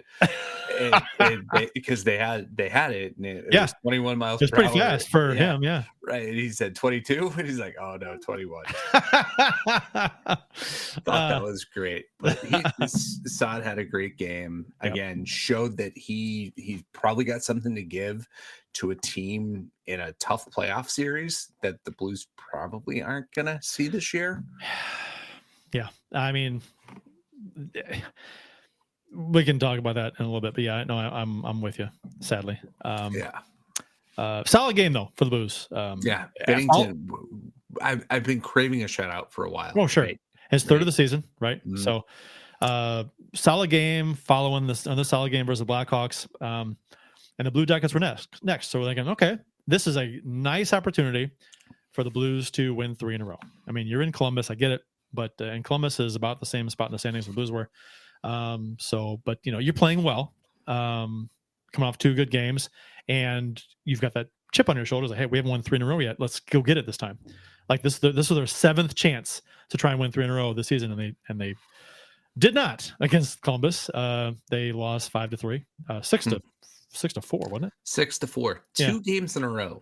Yeah. Jeff 6-4. Jeff Ponder's got the wrong score in here. Not my fault. Adding to the allegations that he's facing. I'm Ron Burgundy. So I told you before the show, I watched this game at a bowling alley, so there's no volume. And I'm trying to bowl while I watch was like impossible, right? And the way this third period panned out, it was 2-0 going in the third period, and I go up to bowl 1 ball, and 2 goals have been scored. I'm like, well, shit, I'm missing all kinds of shit in this game. But Blue Jackets had a 3-goal lead 3 times in a third period, in which 8 goals were scored in the third period. It sucks when you score 4 goals in the third period and lose. Kyrou had a goal and 2 assists. Shen, Fowler had a goal and assist each. Holloway had 2 assists. Parayko had a goal in his 700th NHL game. And Hofer was 33 for 38 and saves. Not the best game for him. And you can go off on Hofer if you'd like to. Go ahead. He did not have a very good game whatsoever. He was off his angles the entire game. He was it didn't look confident whatsoever. And the first goal, I'm trying to remember that it was Voronkov on the short side, and Shen tried to complain that there was some kind of interference, but it was just a shot that leaked through him, and Voronkov banged it in. Second goal was all Parayko's fault. I mean, Parayko off the stick, right? Trying to cut off the pass back to Voronkov. Voronkov was the best player on the ice in this game, right? A guy that I don't think I've said his name before tonight ever in my life, but he had a great game. He's having a great season for them, right? He and what's the other Russian? Pull up the roster. I can't. Yeah, they were so good in this game, but the pass from 96 or 86, trying to go to Voronkov backdoor. Marchenko. Right. All my preparation went out the window with all this TV talk that we did tonight. Marchenko trying to find Voronkov at the back door, and Parayko tries to block it, goes through. That's the one goal here tonight that I am not going to fault Hofer on. Everything else, he just did not look good on. Him and Voronkov had 10 shots combined in this game. Yeah, 5 each. They dominated play, right? To get dominated by these two young Russians who, let's face it, they're not going to win anything in Columbus, and in a couple of years will be good trade fodder, right? I will say Columbus, after what happened with Johnny Gaudreau in the offseason, like I was expecting Columbus to be like just come out and play flat hockey and like, holy shit, we lost the center of our universe. But they are Zach Werenski. Holy shit. Like he's best defenseman in the NHL this year. Right. They have a pretty decent team. It's just they're in such a competitive division conference. It's going to be tough for them to make playoffs. They had a really good game against the Blues. Joel Hofer had a pretty awful game. I really didn't like the second Voronkov goal where he got off his angle and Voronkov got puck and went backhand shelf. The Fantilli goal I thought was the backbreaker, partial breakaway. Who's the other guy? The breakaway that beat Saad, shorthanded goal for Columbus. Thought Hofer got too deep in his net too quick, gave up the far side. Thought the same thing on the Fantilli goal. Really didn't like Hofer's game. Would have preferred the Blues to go back to Binnington because of the shutout the night before. Yeah, but we don't do that anymore. No. So, or not the night before, but 2 nights before. Right. Well, they're playing to a schedule, and I don't like it. The Blues do have an opportunity to get revenge against Columbus in 3 days when they play them in St. Louis on the 11th. Yeah. So hopefully, I guess we got to see because we get Anaheim tomorrow night, so got to see how that goes. And after last night, I don't know who you start, right? Because both goalies have had shit games. I mean. It's Anaheim. I think it's a home game. You go Binnington.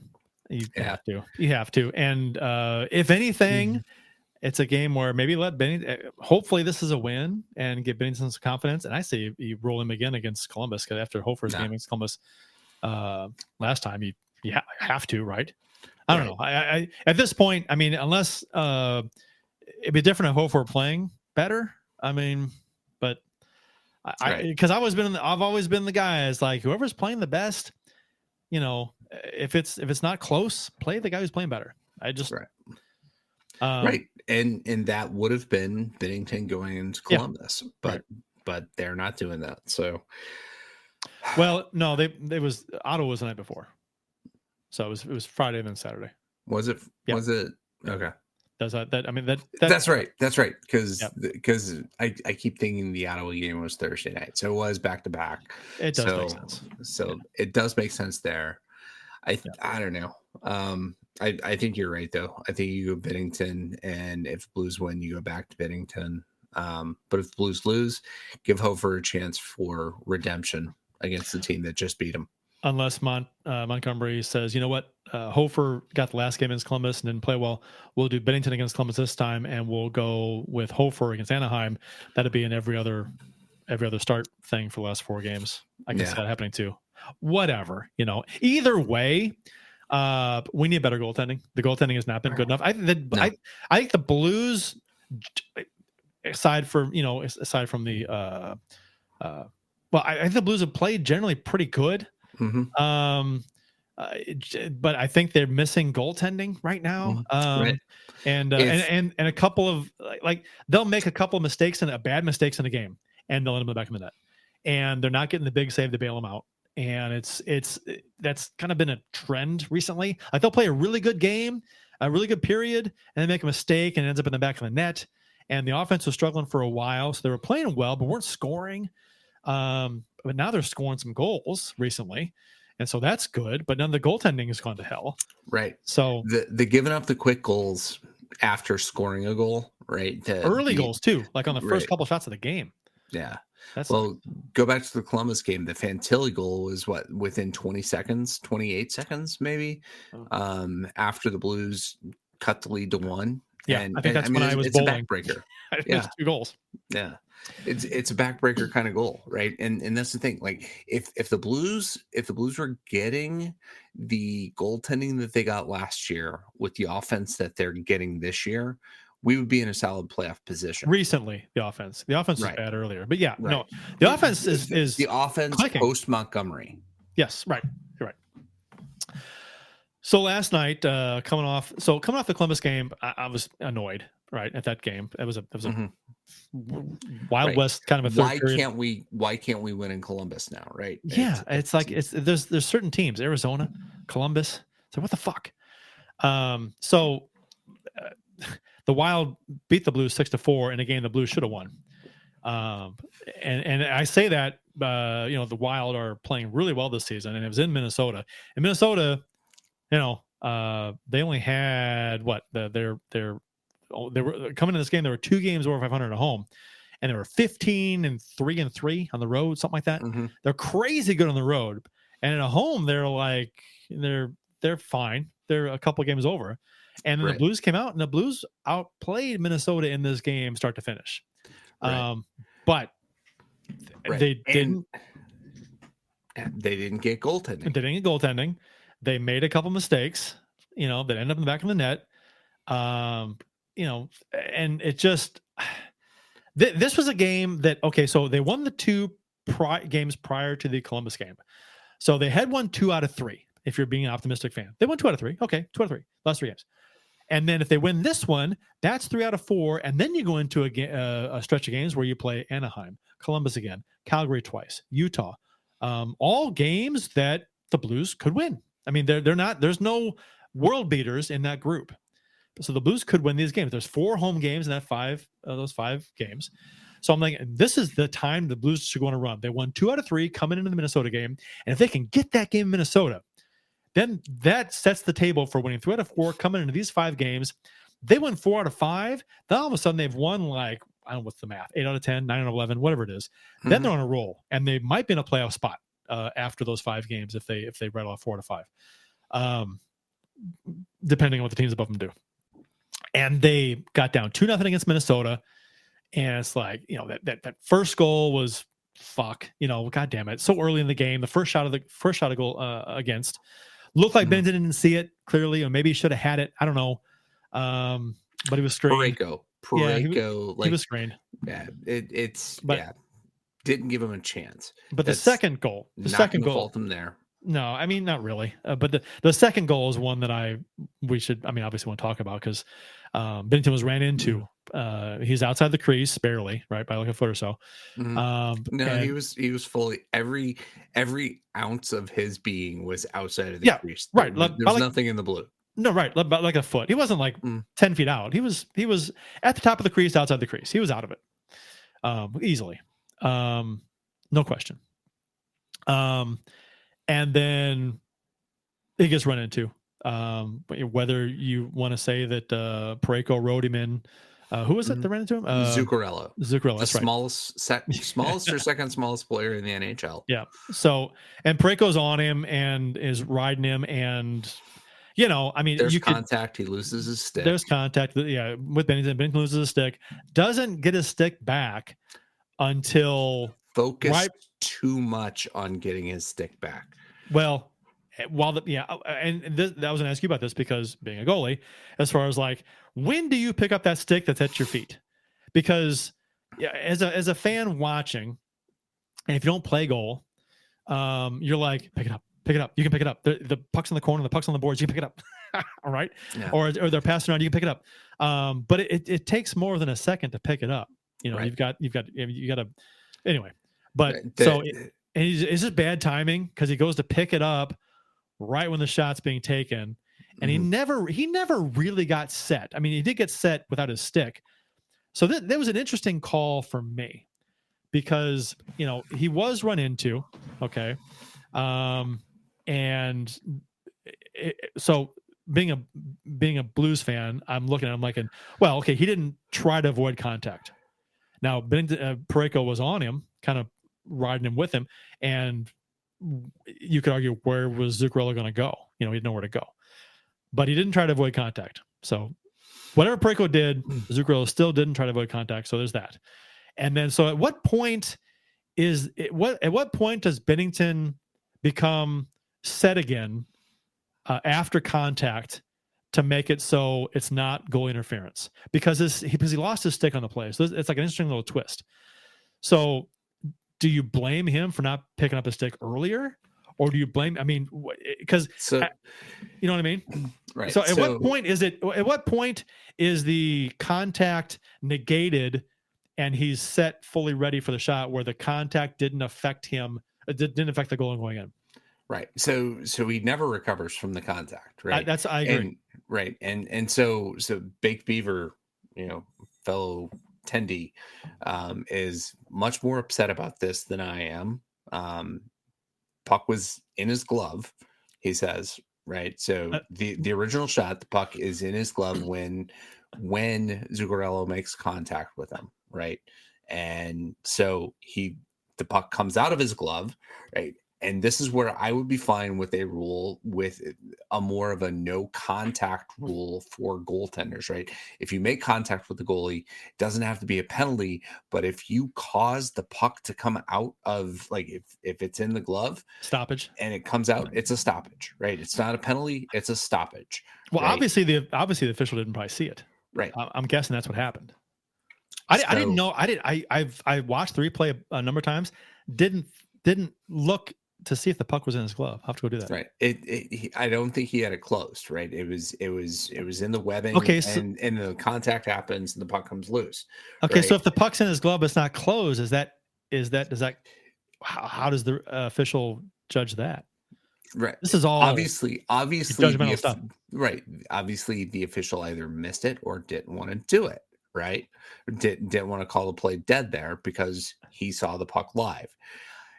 So where Binnington gets wrong is focusing on trying to get the stick back, right? The puck is too hot. It's moving around. It's too active, and you can't try to pick up the stick until your team has possession and gets a clear, right? And he tries to reach down after the first shot goes wide, and then it comes back, pinballs back around, and they get the pass back out to the slot. He's trying to pick up the puck when the shot's taken that goes in the net, right? And he's got to ignore the stick. It's tough to do because it's at your feet and you don't want to trip over it. And he does ignore it for the longest time, but then as soon as he picks it up, that's when the shot comes, right? And he can't. Yeah, I'm even more outraged now. I'm even more outraged now because I didn't even notice that the puck was in his glove, and it gets jarred free. When he gets run into, so that's even worse. Couple of things. Binnington should never expect a call. Go back to the Pittsburgh game 5-6 years ago. Oh yeah, where clear goaltender interference, and they didn't call it. Right. Go back to the last time, like to the big brouhaha with Minnesota. He's not going to get calls against Minnesota in Minnesota's barn, right? So don't expect it. Don't try to pick up the puck. Just try to play through it, and it's a shit thing, right? I would have preferred that they blow the play dead and just say, look, incidental contact gives Minnesota an unfair advantage here. We're calling it dead. We're not calling a penalty, right? I think that if you can disallow a goal because of that, you should be able to stop play because of that. And this is, and I love Beaver's analogy here. The puck was in Binnington's glove. He gets taken out like a 90s catcher at home plate. And he really did. Yeah. And he's of the opinion that I had as well, that Zuccarello wasn't, additionally, Zuck wasn't touched. He had time to move. So, but I just watched it again a few times, and I'm like, yes, the puck was in his glove, and I'm like, but it wasn't close. He had the, I don't know if he knew he didn't think he had it in his glove, but it was he had it, and he goes slammed into right away, and it's like fuck. And Montgomery's pissed, Shen's pissed from a commercial break, arguing with the official, and rightfully so. The Blues got fucked here. I mean, I think that's. I'm really, honestly, to God, not trying to be a homer here. I mean, what do I have to gain here? They lost the game anyway. Was it? I mean, it was by 2, but it's like, I don't even. I have no problem saying that. If Binnington was in the wrong, he's in the wrong. I don't have a horse. He's not my relative. I don't I'm not married to the guy.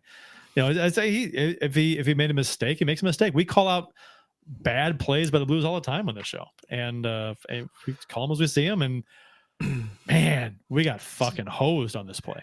So what I didn't like is how he looked after this. Right? It was. I like the Blues' response. I like the fact that that this was the goal that put them up 2-0, and then we came back and had a 4-2 lead in this game. Yeah. Yes. And this goal shouldn't have mattered because we were up 4-2 after this play happened eventually. Right. Midway through the game. So I think this play should matter. This should be the play that sparked the Blues to say, hey, boys, we got to go get this for our goalie. He just got fucked. Good point. Yes. But then I also think that Binnington has to bear down and make a couple of saves that he didn't make. Yeah. No, I agree. So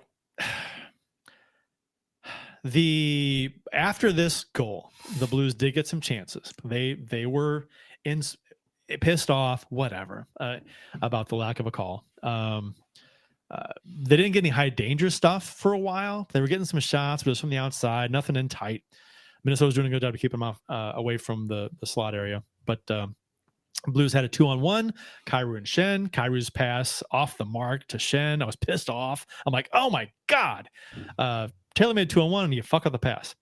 But Buchnevich scores a few seconds after, right, from Holloway.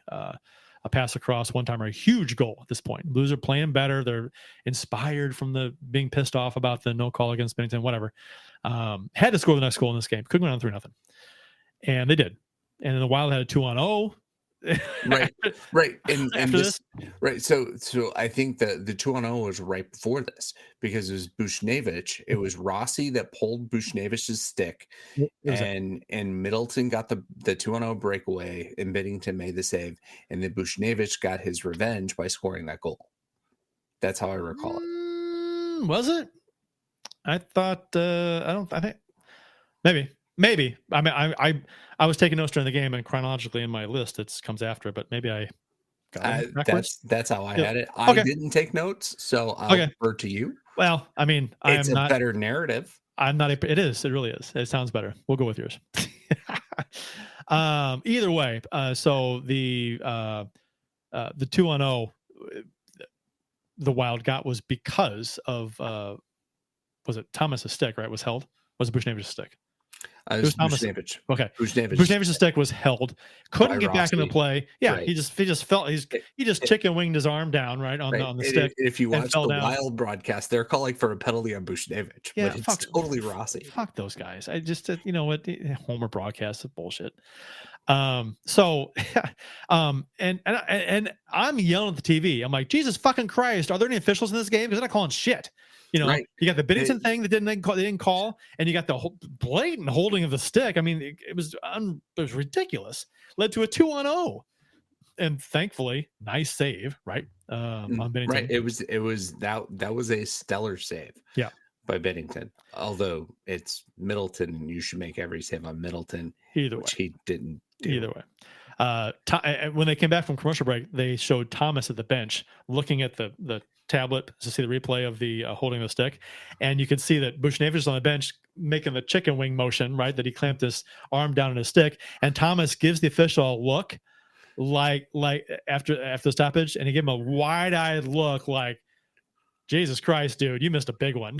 That was an obvious hold. It was like a half smirk, like big eyes, like, dude, that was bad. Yeah. Said it without saying it. Right, exactly. And then, I think Gustafsson made a really nice, great pad save in tight. 2:45 left in the first period. I forgot who it was that the Blues had there in that chance. It was a nice, little stick handle backhand chance to stick on the pad.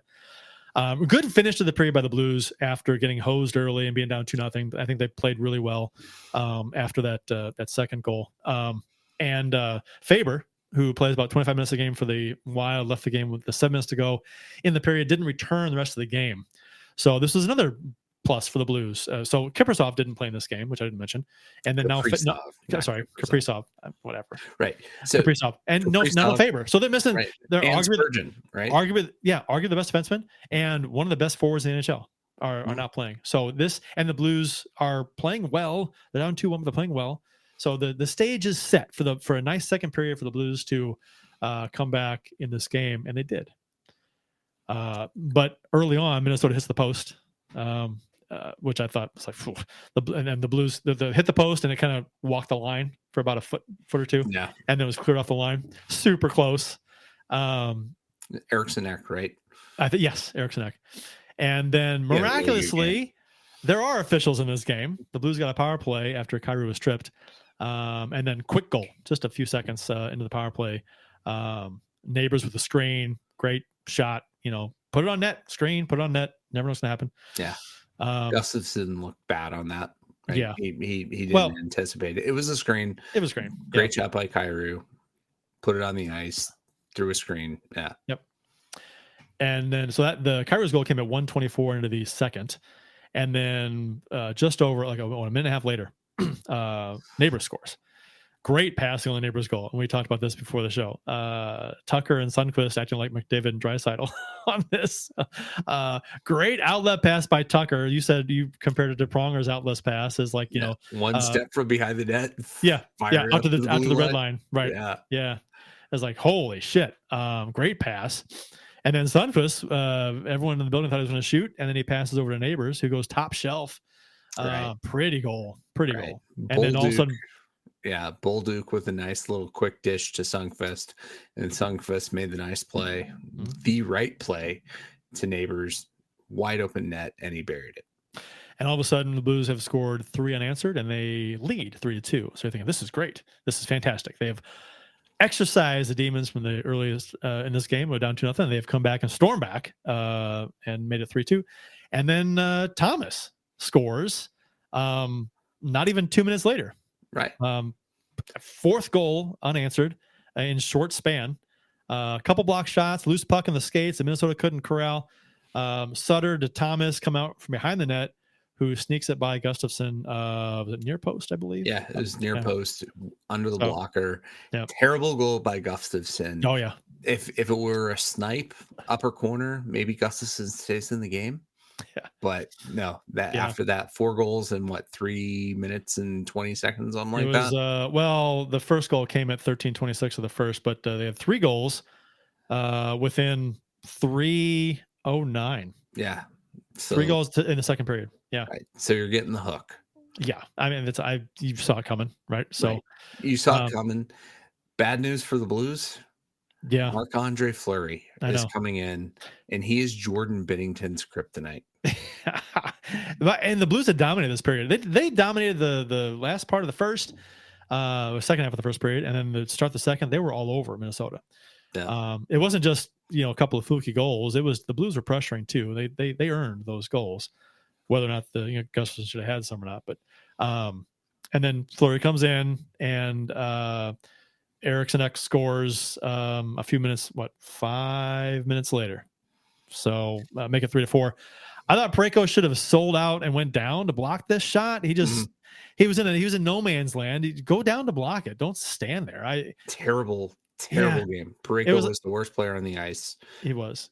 By the visual test and by the advanced metrics, right? According to advanced stats at Hockey Stat Cards, Parayko was the worst Blues player on the ice. Middleton actually was the best and worst.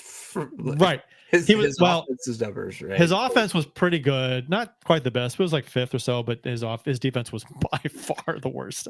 Yeah. And Parayko was bad in the So Binnington giving up the Eriksson Ek goal, I think it's not entirely his fault, like you were saying.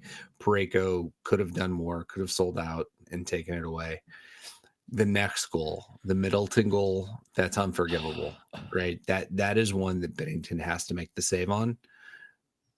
I like that. To me, at that point, I'm like, the Marc-Andre Fleury effect is real, right? He came into this game and sapped all of the goalie energy and took it for himself.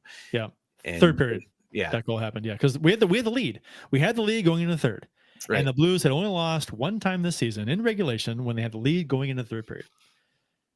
Now it's 2. Yeah. Before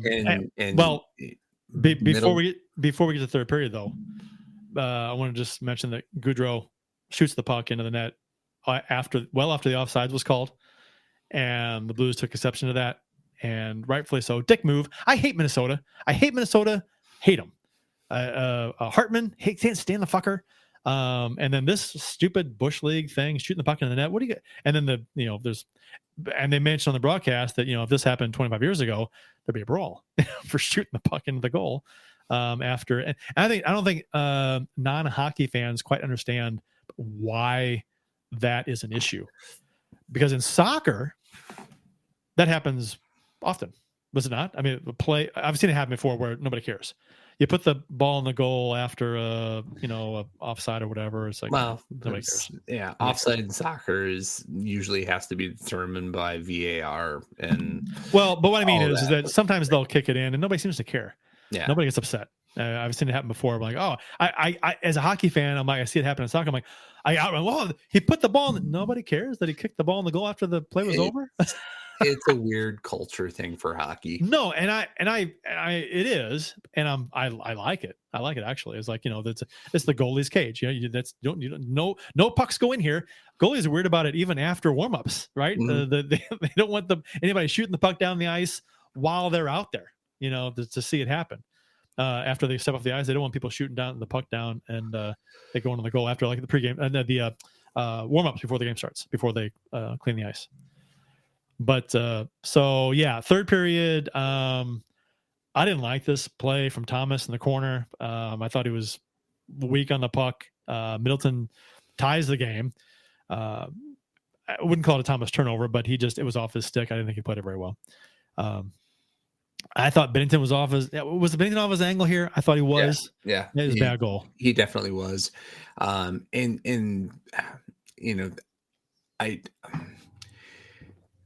just trying to think through, right? Because Middleton's the one that had the breakaway and he tried to go blocker side. And I don't know if Binnington's psyching himself out thinking he's not going to go back blocker side, but he did. And that shit-eating grin that Middleton had on his face after scoring that goal just pissed me the fuck off. But that was the first one I said Binnington's got to have that. He's got to make that save. Yeah, I just watched it again, and Thomas was worse on the puck than I remember. He had it. He fucking our best puck handler on the team has the puck in the corner. Let's see. He's got it right here. There's nobody within, 12 feet of him.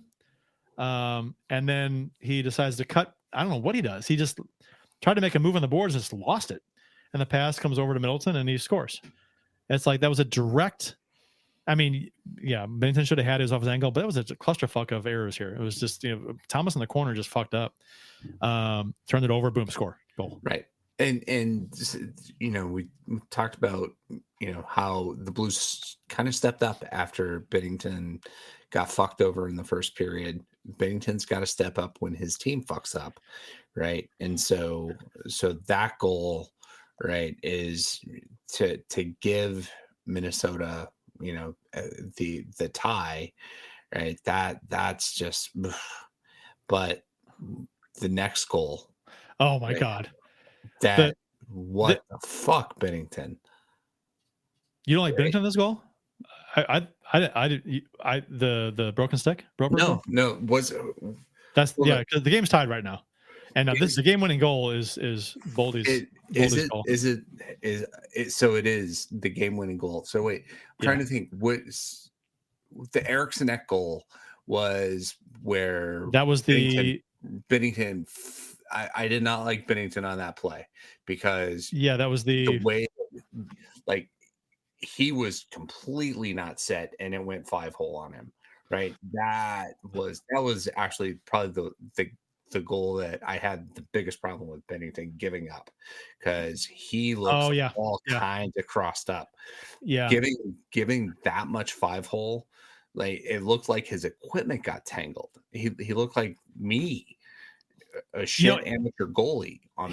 He shoots it from the faceoff dot, and again, I don't know what Parayko's doing here.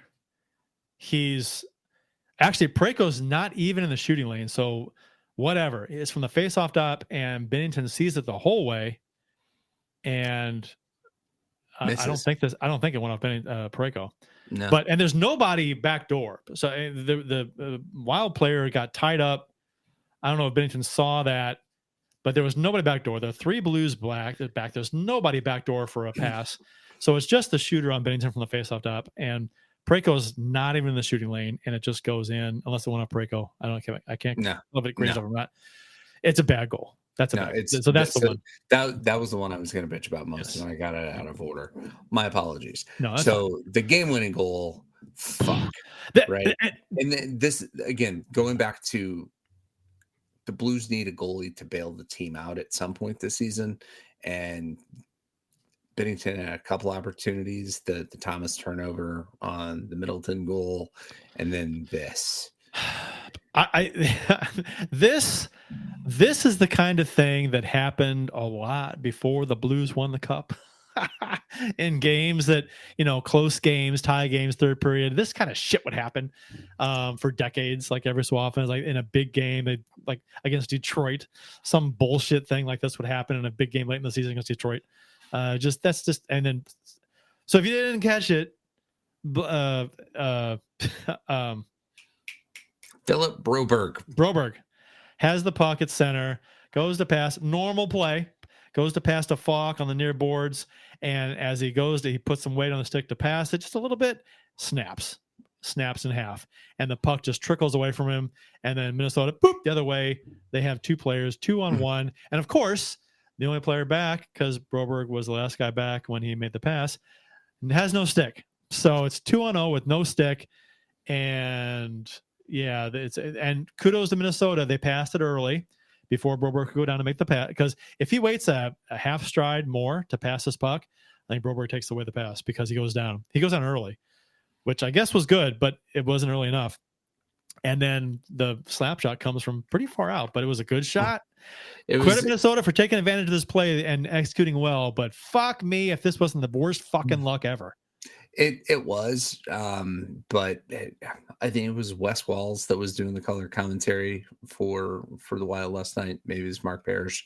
I couldn't tell, but he called out Bennington because he said everybody in the building knew, apart from Broberg and Bennington, that Zuccarello was going to make that pass, and he should have read it. And I agree. I agree. Okay. He should have totally read that pass. He was a half step slow. If he makes the push when Zuccarello does the look to get him to bite on the pass, if he reads that as what it is, he makes the save. It's really a 50-50 guess at that point, but yeah, shit luck at this point. The negativity is starting to sink in on this team at this point in the last 2 games, right? Nothing's going right for him. So why would he make the right read? I'll say this though. It goes in. I'll say this about it. It was a quick pass. It was he stops striding and he like gives Bennington the stare down. Mm-hmm. Right. So, and then that's when Broberg starts to go down. So I guess Broberg knew it was coming, or, was to, what, I got to bail out here. I got to try and take out the pass. And it was a quick pass, and man, it misses Broberg's glove by 6 inches. Not much at all. And yeah, I mean, he's a little slow to react. I get it. Bennington is, but I mean, you pass across as a one-timer, you get the goalie moving. This is what happens. You get the goalie moving, his holes, and it was a good shot. It wasn't like back in the middle of the goal, like not Bergeron, like what's his in the. Why am I forgetting his name? Marchand, like Marchand in the final game 7, shot it back into Bennington as he slides across. So that didn't happen. I don't know. I mean, I get it. He is slow to react, but it was a nice play by Minnesota. I'm not gonna. It was just the whole fucking thing doesn't happen if the fucking stick doesn't break. It's just right. Bad And Beaver points out it happened again. Right. 2 shifts later, Broberg goes to make another pass, and the stick breaks. Luckily, at that point, they were in the offensive zone, and it was less impactful. But it was on a shot. Yeah. I'm like, what's going on? Fleury had a 1990s windmill glove save on Holloway. Jesus, and to tie it. Yeah, right. that was when he makes that save. I'm thinking, God, that was the one, man. That was the one, and he showed us, didn't he? Yeah, oh yeah. And Holloway, the windmill pissed me off. It was one of those, love Fleury, but that pissed me off. It was one of those goals where Fleury goes down with his glove. You know the style. You kind of make the motion. You go down with the gloves on top of the pad as you're kicking the pad out, and it hits the glove, right? And then you just keep going with the glove up. Windmill. Right. Yeah. Patrick Waugh on Thomas Sandstrom, 1986, Madison Square Garden. That's it. It's happened every time since then. It goes in his glove when his arm's not moving up, but then somehow the windmill happens. It looks beautiful. It looks beautiful. It's going to be on every highlight reel for the rest of the season. Gets the fans going, pisses off the Blues, or it could get slumped shoulders right from the Blues.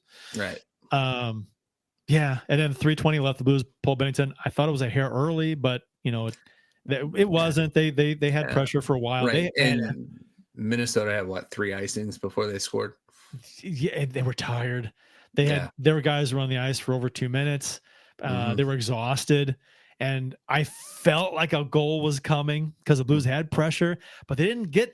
I don't think they had a shot on net, did they? They got pushed to the outside. They pushed the outside. They had zone time. They had some good looks. Some shots got blocked. Some shots went wide. Too many shots went wide.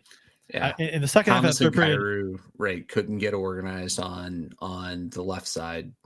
Second half of that third period, too many shots wide.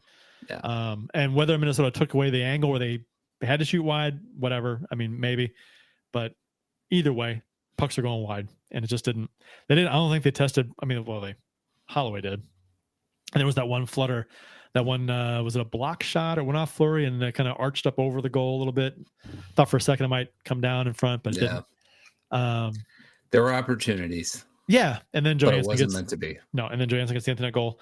Blues lose 6-4 for the second straight game. This game fucking stung. 4-2 lead in the second period. After being down 2-0, you come back, you rally, you got to hold on to that thing. The Blues had a chance too to go 5-2, and I think that was that nice pad save that Fleury had. I forgot what the situation was, but they came close to making it 5-2, and I thought, man, that better not come back to bite them. Not because if they go by 3, I mean, up by 5-2 in the third period, game's almost over. I mean, essentially, I mean, you got to think the game's almost over. But yeah, and as I mentioned before the game started, having won 2 out of 3, you win this one, you got some winnable games after this. It would have been so nice. And you need to win games. You need to get some points because you got other teams have games in hand on you that you're chasing. You only out of the playoffs by, was it 2 points at the time? I think 2 or 3. And then, but they've played 2 or 3 less games than the teams ahead of them. So they got to win these games, and you can't be blowing 4-2 leads. And leads going into the third period in a team you're chasing. You're probably not going to catch Minnesota, but I'm just saying that this is a game you should have won. Right. You played a good game. Can't do it mostly. The Blues mostly played a really good game, I thought, for the most part. There were some mistakes we talked about. Didn't get the goaltending, though. Made a couple mistakes, and they ended up in the back of the net. And that, I think the Blues are very close. They're very close to being a solid playoff team. They're like that, like I said before in the show, that second line center. They're that one piece from being a good playoff team. And they just don't quite have it. You know, they'll play well in a game, but a couple mistakes end up in the net. They don't get the goaltending, and they fall and they come short. And it's like they're just missing just a little bit to bring it all together and play a little more consistently.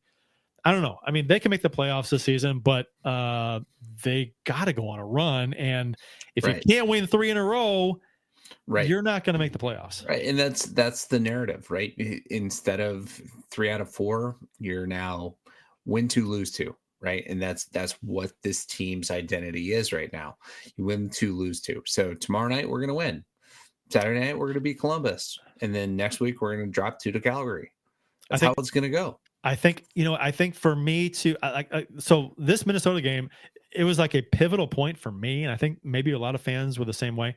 I know that they were talking about the same thing on the radio today. And I was like, I was thinking the same thing last night, that this was a pivotal game, because if they had won this game, I'm like feeling really good about the playoffs, making it, because they've won 3 out of 4. They got a stretch of games and they're playing well. They beat a good team in Minnesota, and they got some winnable games coming up. They're on the verge of winning 7 of 9 or something like that. And I'd be pretty optimistic about the playoffs. But losing this game, especially the way they did, now I'm on the other side of the fence. I'm like, man, it's like they just don't have it. It's weird how one game, like almost the exact halfway point through the season, does that. It's like it's such a big game, and they're gonna look back on the game in Columbus and this game, a team in Columbus that if you're a playoff team you should beat, and a game in Minnesota you had a 4-2 lead.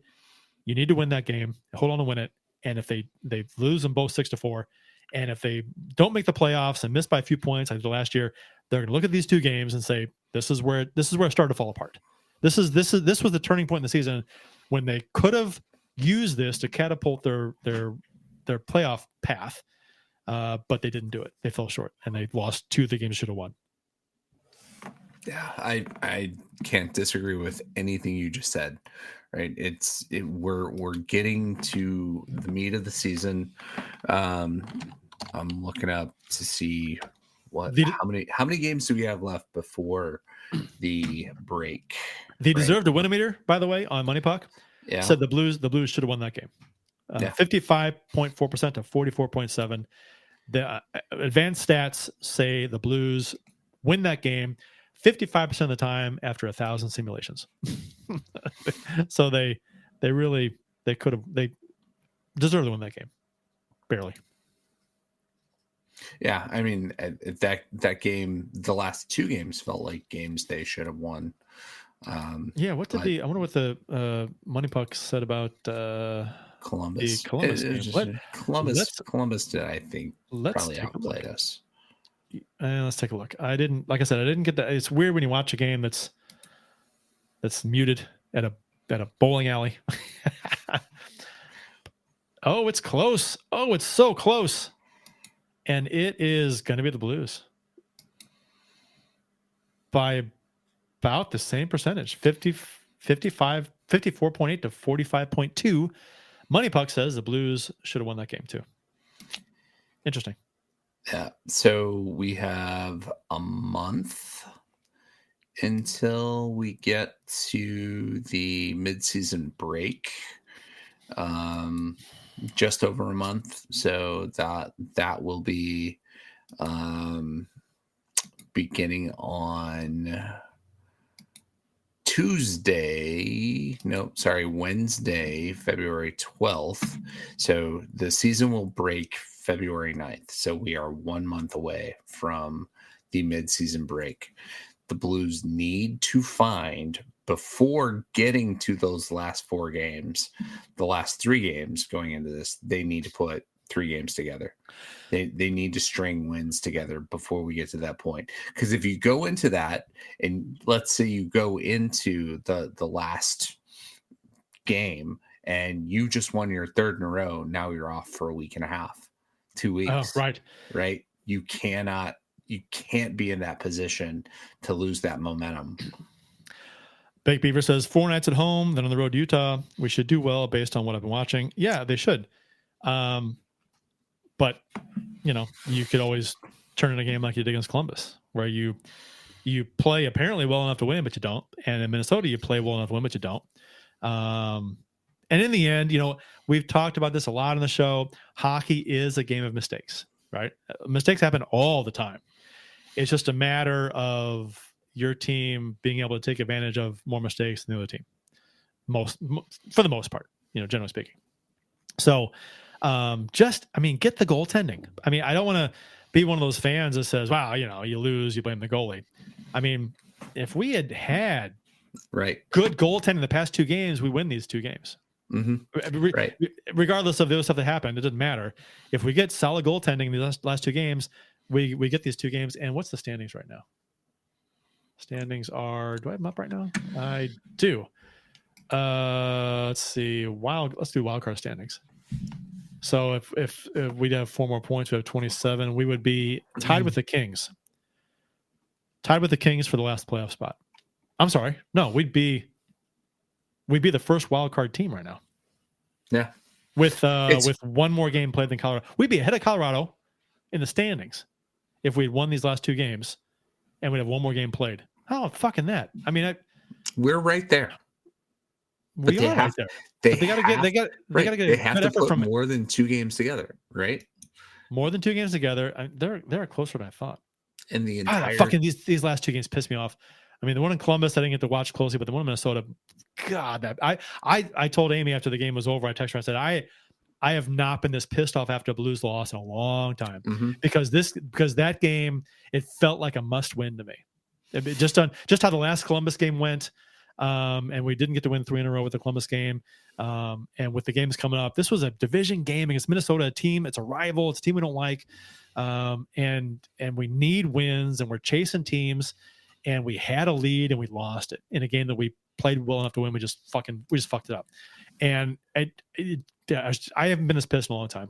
This is the most pissed I've been after a loss this season for me. So, but so they got to get together soon. You can't. 24 games played, right? So hold on, wait a second. Am I not? This is old. No. So we would have been, if we would have won the last 2 games, right? So we would have 4 points more. We would have 46 points. We'd still be 5 points behind Colorado. No, I've got. Wait a second. Hold on a second. Colorado's at 51. Yeah. Why am my standings is? Oh, God damn it! Sorry, guys. I've got a weird date. I've got a date on the standings for some reason. I pulled up this tab from another day, and it kept the same date, even though I refreshed it. Okay, way off. I'm like, that doesn't sound right to me. Rookie mistake. Yeah. So we'd be tied with Vancouver for the second wild card spot. My bad. That was weird. I refreshed the page and Vancouver's becoming a tire fire. So I was only like 20 points off in the standings. Yeah. So either way, we'd be in a wild card. We'd be in a playoff spot. Well, Vancouver would have the edge because we'd have more wins, but they'd have less. They had fewer games. They'd have 2 fewer games played, so they'd have the edge, right? So, yeah. Vancouver's struggling right now. They're 2-3-5 in the last 10. Yeah. There's chatter that the locker room is broke, and one or both of JT Miller and Elias Pettersson are going to be moved by the trade deadline. Ooh, wow. So you have to beat Utah coming up because they are 1 point behind us and they've played 3 less games. They are about to lose tonight. Okay, good. Florida's up 3-1 with minute 14 to go. And you cannot lose to a team that's right behind you in the standings. You just can't. And that's in Utah though. Yeah, and either way, really the big thing, the back-to-back Calgary here next week. Yes, again, new team you're chasing, right? Got to get at least 3 points out of that.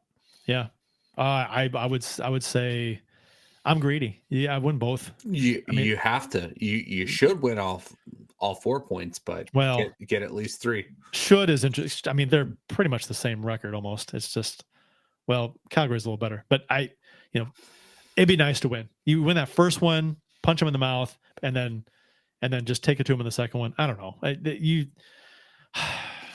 It's with this one game at a time bullshit. I want to look ahead so far on group games together Vancouver's falling apart. So you'd like to think the Blues can pass them after a handful of games, maybe. But Calgary's the one. Calgary's the team you got to pass. I'm not overly concerned about Vancouver. Calgary is the one I'm like, we got to catch them and hold off Utah. Yeah, well, Utah just went down 4. Good. 4-1. Losterainen gets the goal. I almost said Nosferatu. Losterainen gets the goal. 21.9 to go. Nosferatu. And they got a revenge game against Columbus coming up in a few days. So that's a big one too. And Columbus is actually in the second wildcard spot right now in the East. Like I said, I am surprised and proud of how well Columbus has played after losing Goodrow. Yeah. Well, I mean, okay, we'll see how it goes. So then this is going to happen. We'll get 3 games in before the next show. So there's chance that we could be excited or super pissed. It's going to be that point of the season where we're entering such a games where if we don't come out well ahead in these next 5 games, if we just tread water these 5 games, that's rough. You gotta 10 points available. You gotta get at least 7. I'm thinking. So you go what? I'm sorry. 5 games, 10 points. You go 3-1-1, maybe, and you get 7 points. That's the minimum I think you have to do. Yeah, I would agree with that, right? And that's they have to break the trend, right? They haven't been able to do 3 in a row, right? But the thing is that you want to get as many points as you can because you got Vegas twice, you got Dallas, and then you got Vancouver. Mm-hmm. That's a big game too at the end to close in the 27th, and then Colorado. So you got some tough games coming up. And then when's the break? February. Okay, the middle of February. February 9th. And you got Utah again. That's another big game. Then Edmonton, Florida, back-to-back tough games. And then Chicago before the break. And then Winnipeg, tough game. Colorado, tough games coming out of the break. Winnipeg, Colorado, Seattle, Washington. Whew. Now we're going too far. Yes, Seattle is in Washington. Oh, wait. Seattle, Washington. So, yeah, I mean, it's fun to look ahead and think what you got to do. But, I mean, in short, they just gotta. I'd be happy with the team playing the way they have played, and for us to get better goaltending. Just play better in that. Just make a couple of stop the shots you should. I don't know. That sounds stupid. It's just like that's been a problem. The goaltending is not as good as it needs to be. Not in a short no, it hasn't. Like I said earlier in the show, think about where we would be if we had last year's goaltending with this year's offense. Yeah, we would be in much better position. So, no save of the week this week because you don't get one when you give up 10 goals in 2 games, boys. 12. So, empty net goals. Okay, empty net goals. I'm discounting. Gotcha. Goalies gave up 10 goals. Be better, Hofer and Binner, and you'll get a save of the week next week. So coming up, we talked about it. Anaheim, Columbus, Calgary on the 9th, 11th, 14th, and 16th. So go get them, boys. Home games. You got to win these 4, and then you win my confidence. You get 7 out of the 8 points here. You get my confidence. If you lose 2 of these games, that's horrible. You can't go 2-2 against these two teams. You can't. You got to win At least 7 of 8 points. At least 3 or 4. Rapid fire tidbits from around the NHL. Ovechkin scored goal number 872 on Saturday. Only 23 goals away from Gretzky's record. So he's going to do it if he doesn't shatter a femur. Or a hip. Or something that ends his career. Oh, God, how awful would that be? Get this close and he just something like a career-ending knee injury. Oh, God, wouldn't that be? Yikes. That'd be a bitch. I mean, he's getting old. He's more susceptible. He was already hurt this year, which was a knee thing, right? It could have been bad. It could have been worse than it was. Yeah, but hey, I kind of want to see him do it now. You know what? Yeah, I do too. For as long as we've heard Gretzky's records are untouchable, I'd like to see him get touched. His points record seems untouchable. So I mean that's just ungodly high, right? And that one should stick, right? Yeah, you would think, unless the game has to completely change for that record over the span of like 15, 20 years, for that record to be in jeopardy, and you have to have it. So the game has to change to where goals are going in blood.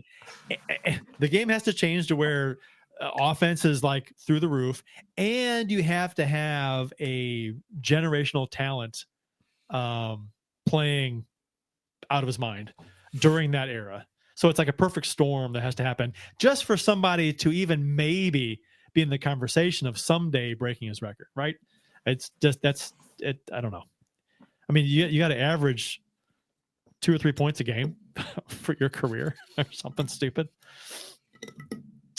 So they announced the Winter Classics game for next year and the Stadium Series, both in Florida. Yeah, 2026.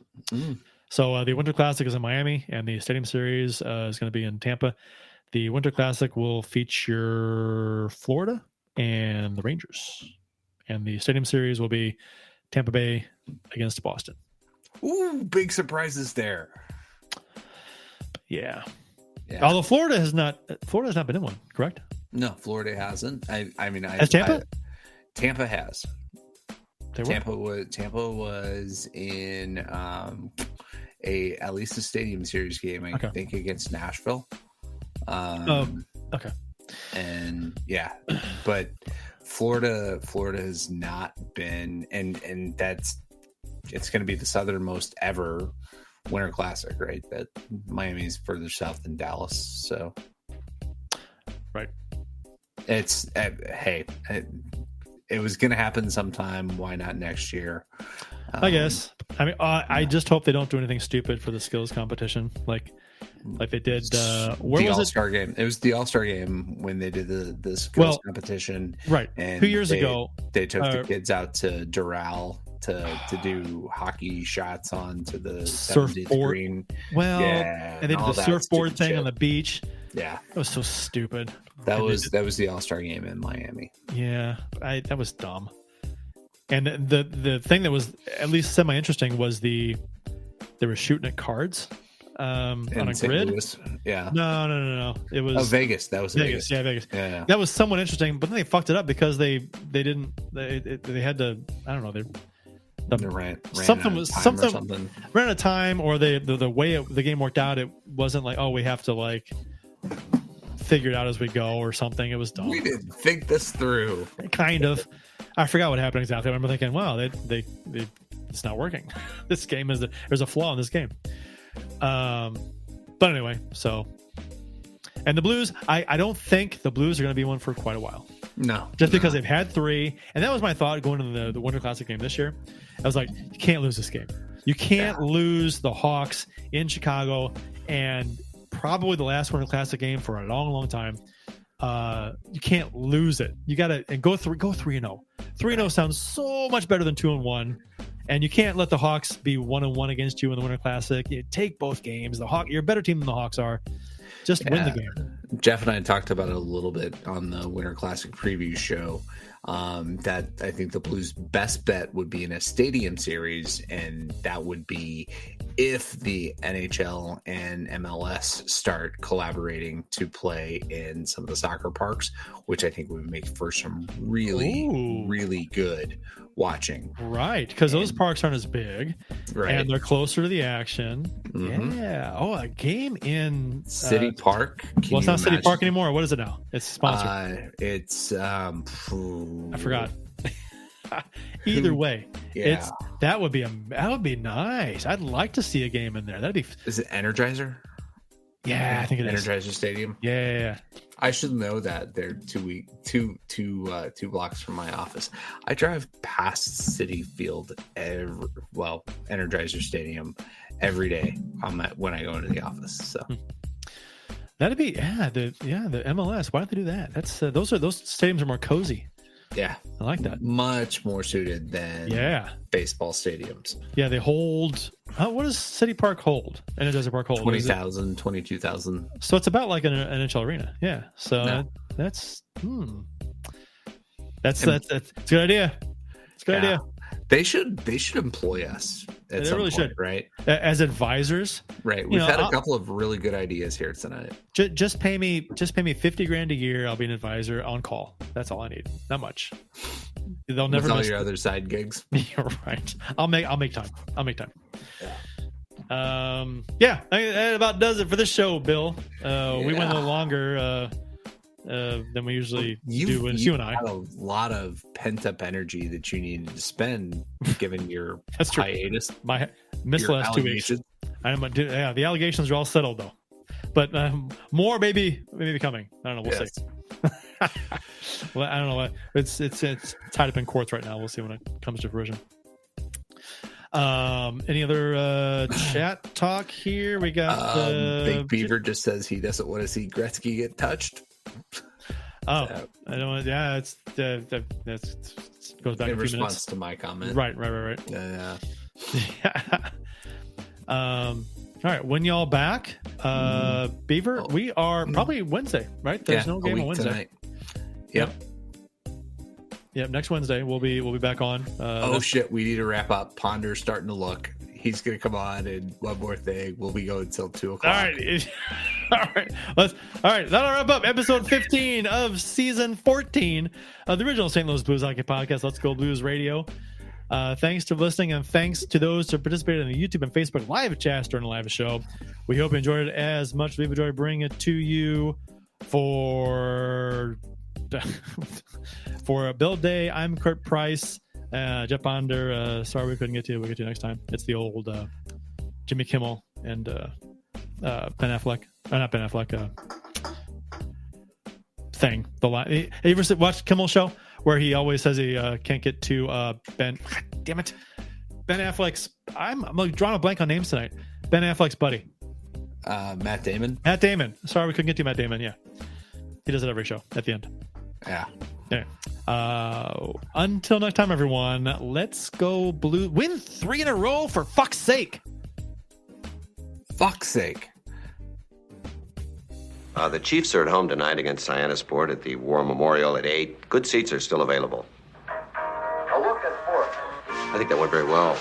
Thank you for listening to Let's Go Blues Radio. Now take off, hosers. I want you to have a heart attack and die so that we never have to do this shit again. Well, there's 90 minutes of your life you'll never get back. Sorry. St. Louis Blues, St. Louis Blues. Have you heard the news about our St. Louis Blues? They've only just begun, they're on their way to #1. Now there's no more blues for our St. Louis Blues. The Blues are on the ice tonight again. They're rough and tough and got the stuff to win. They'll always get one more, no matter what the score. They are quite a hockey team, my friend.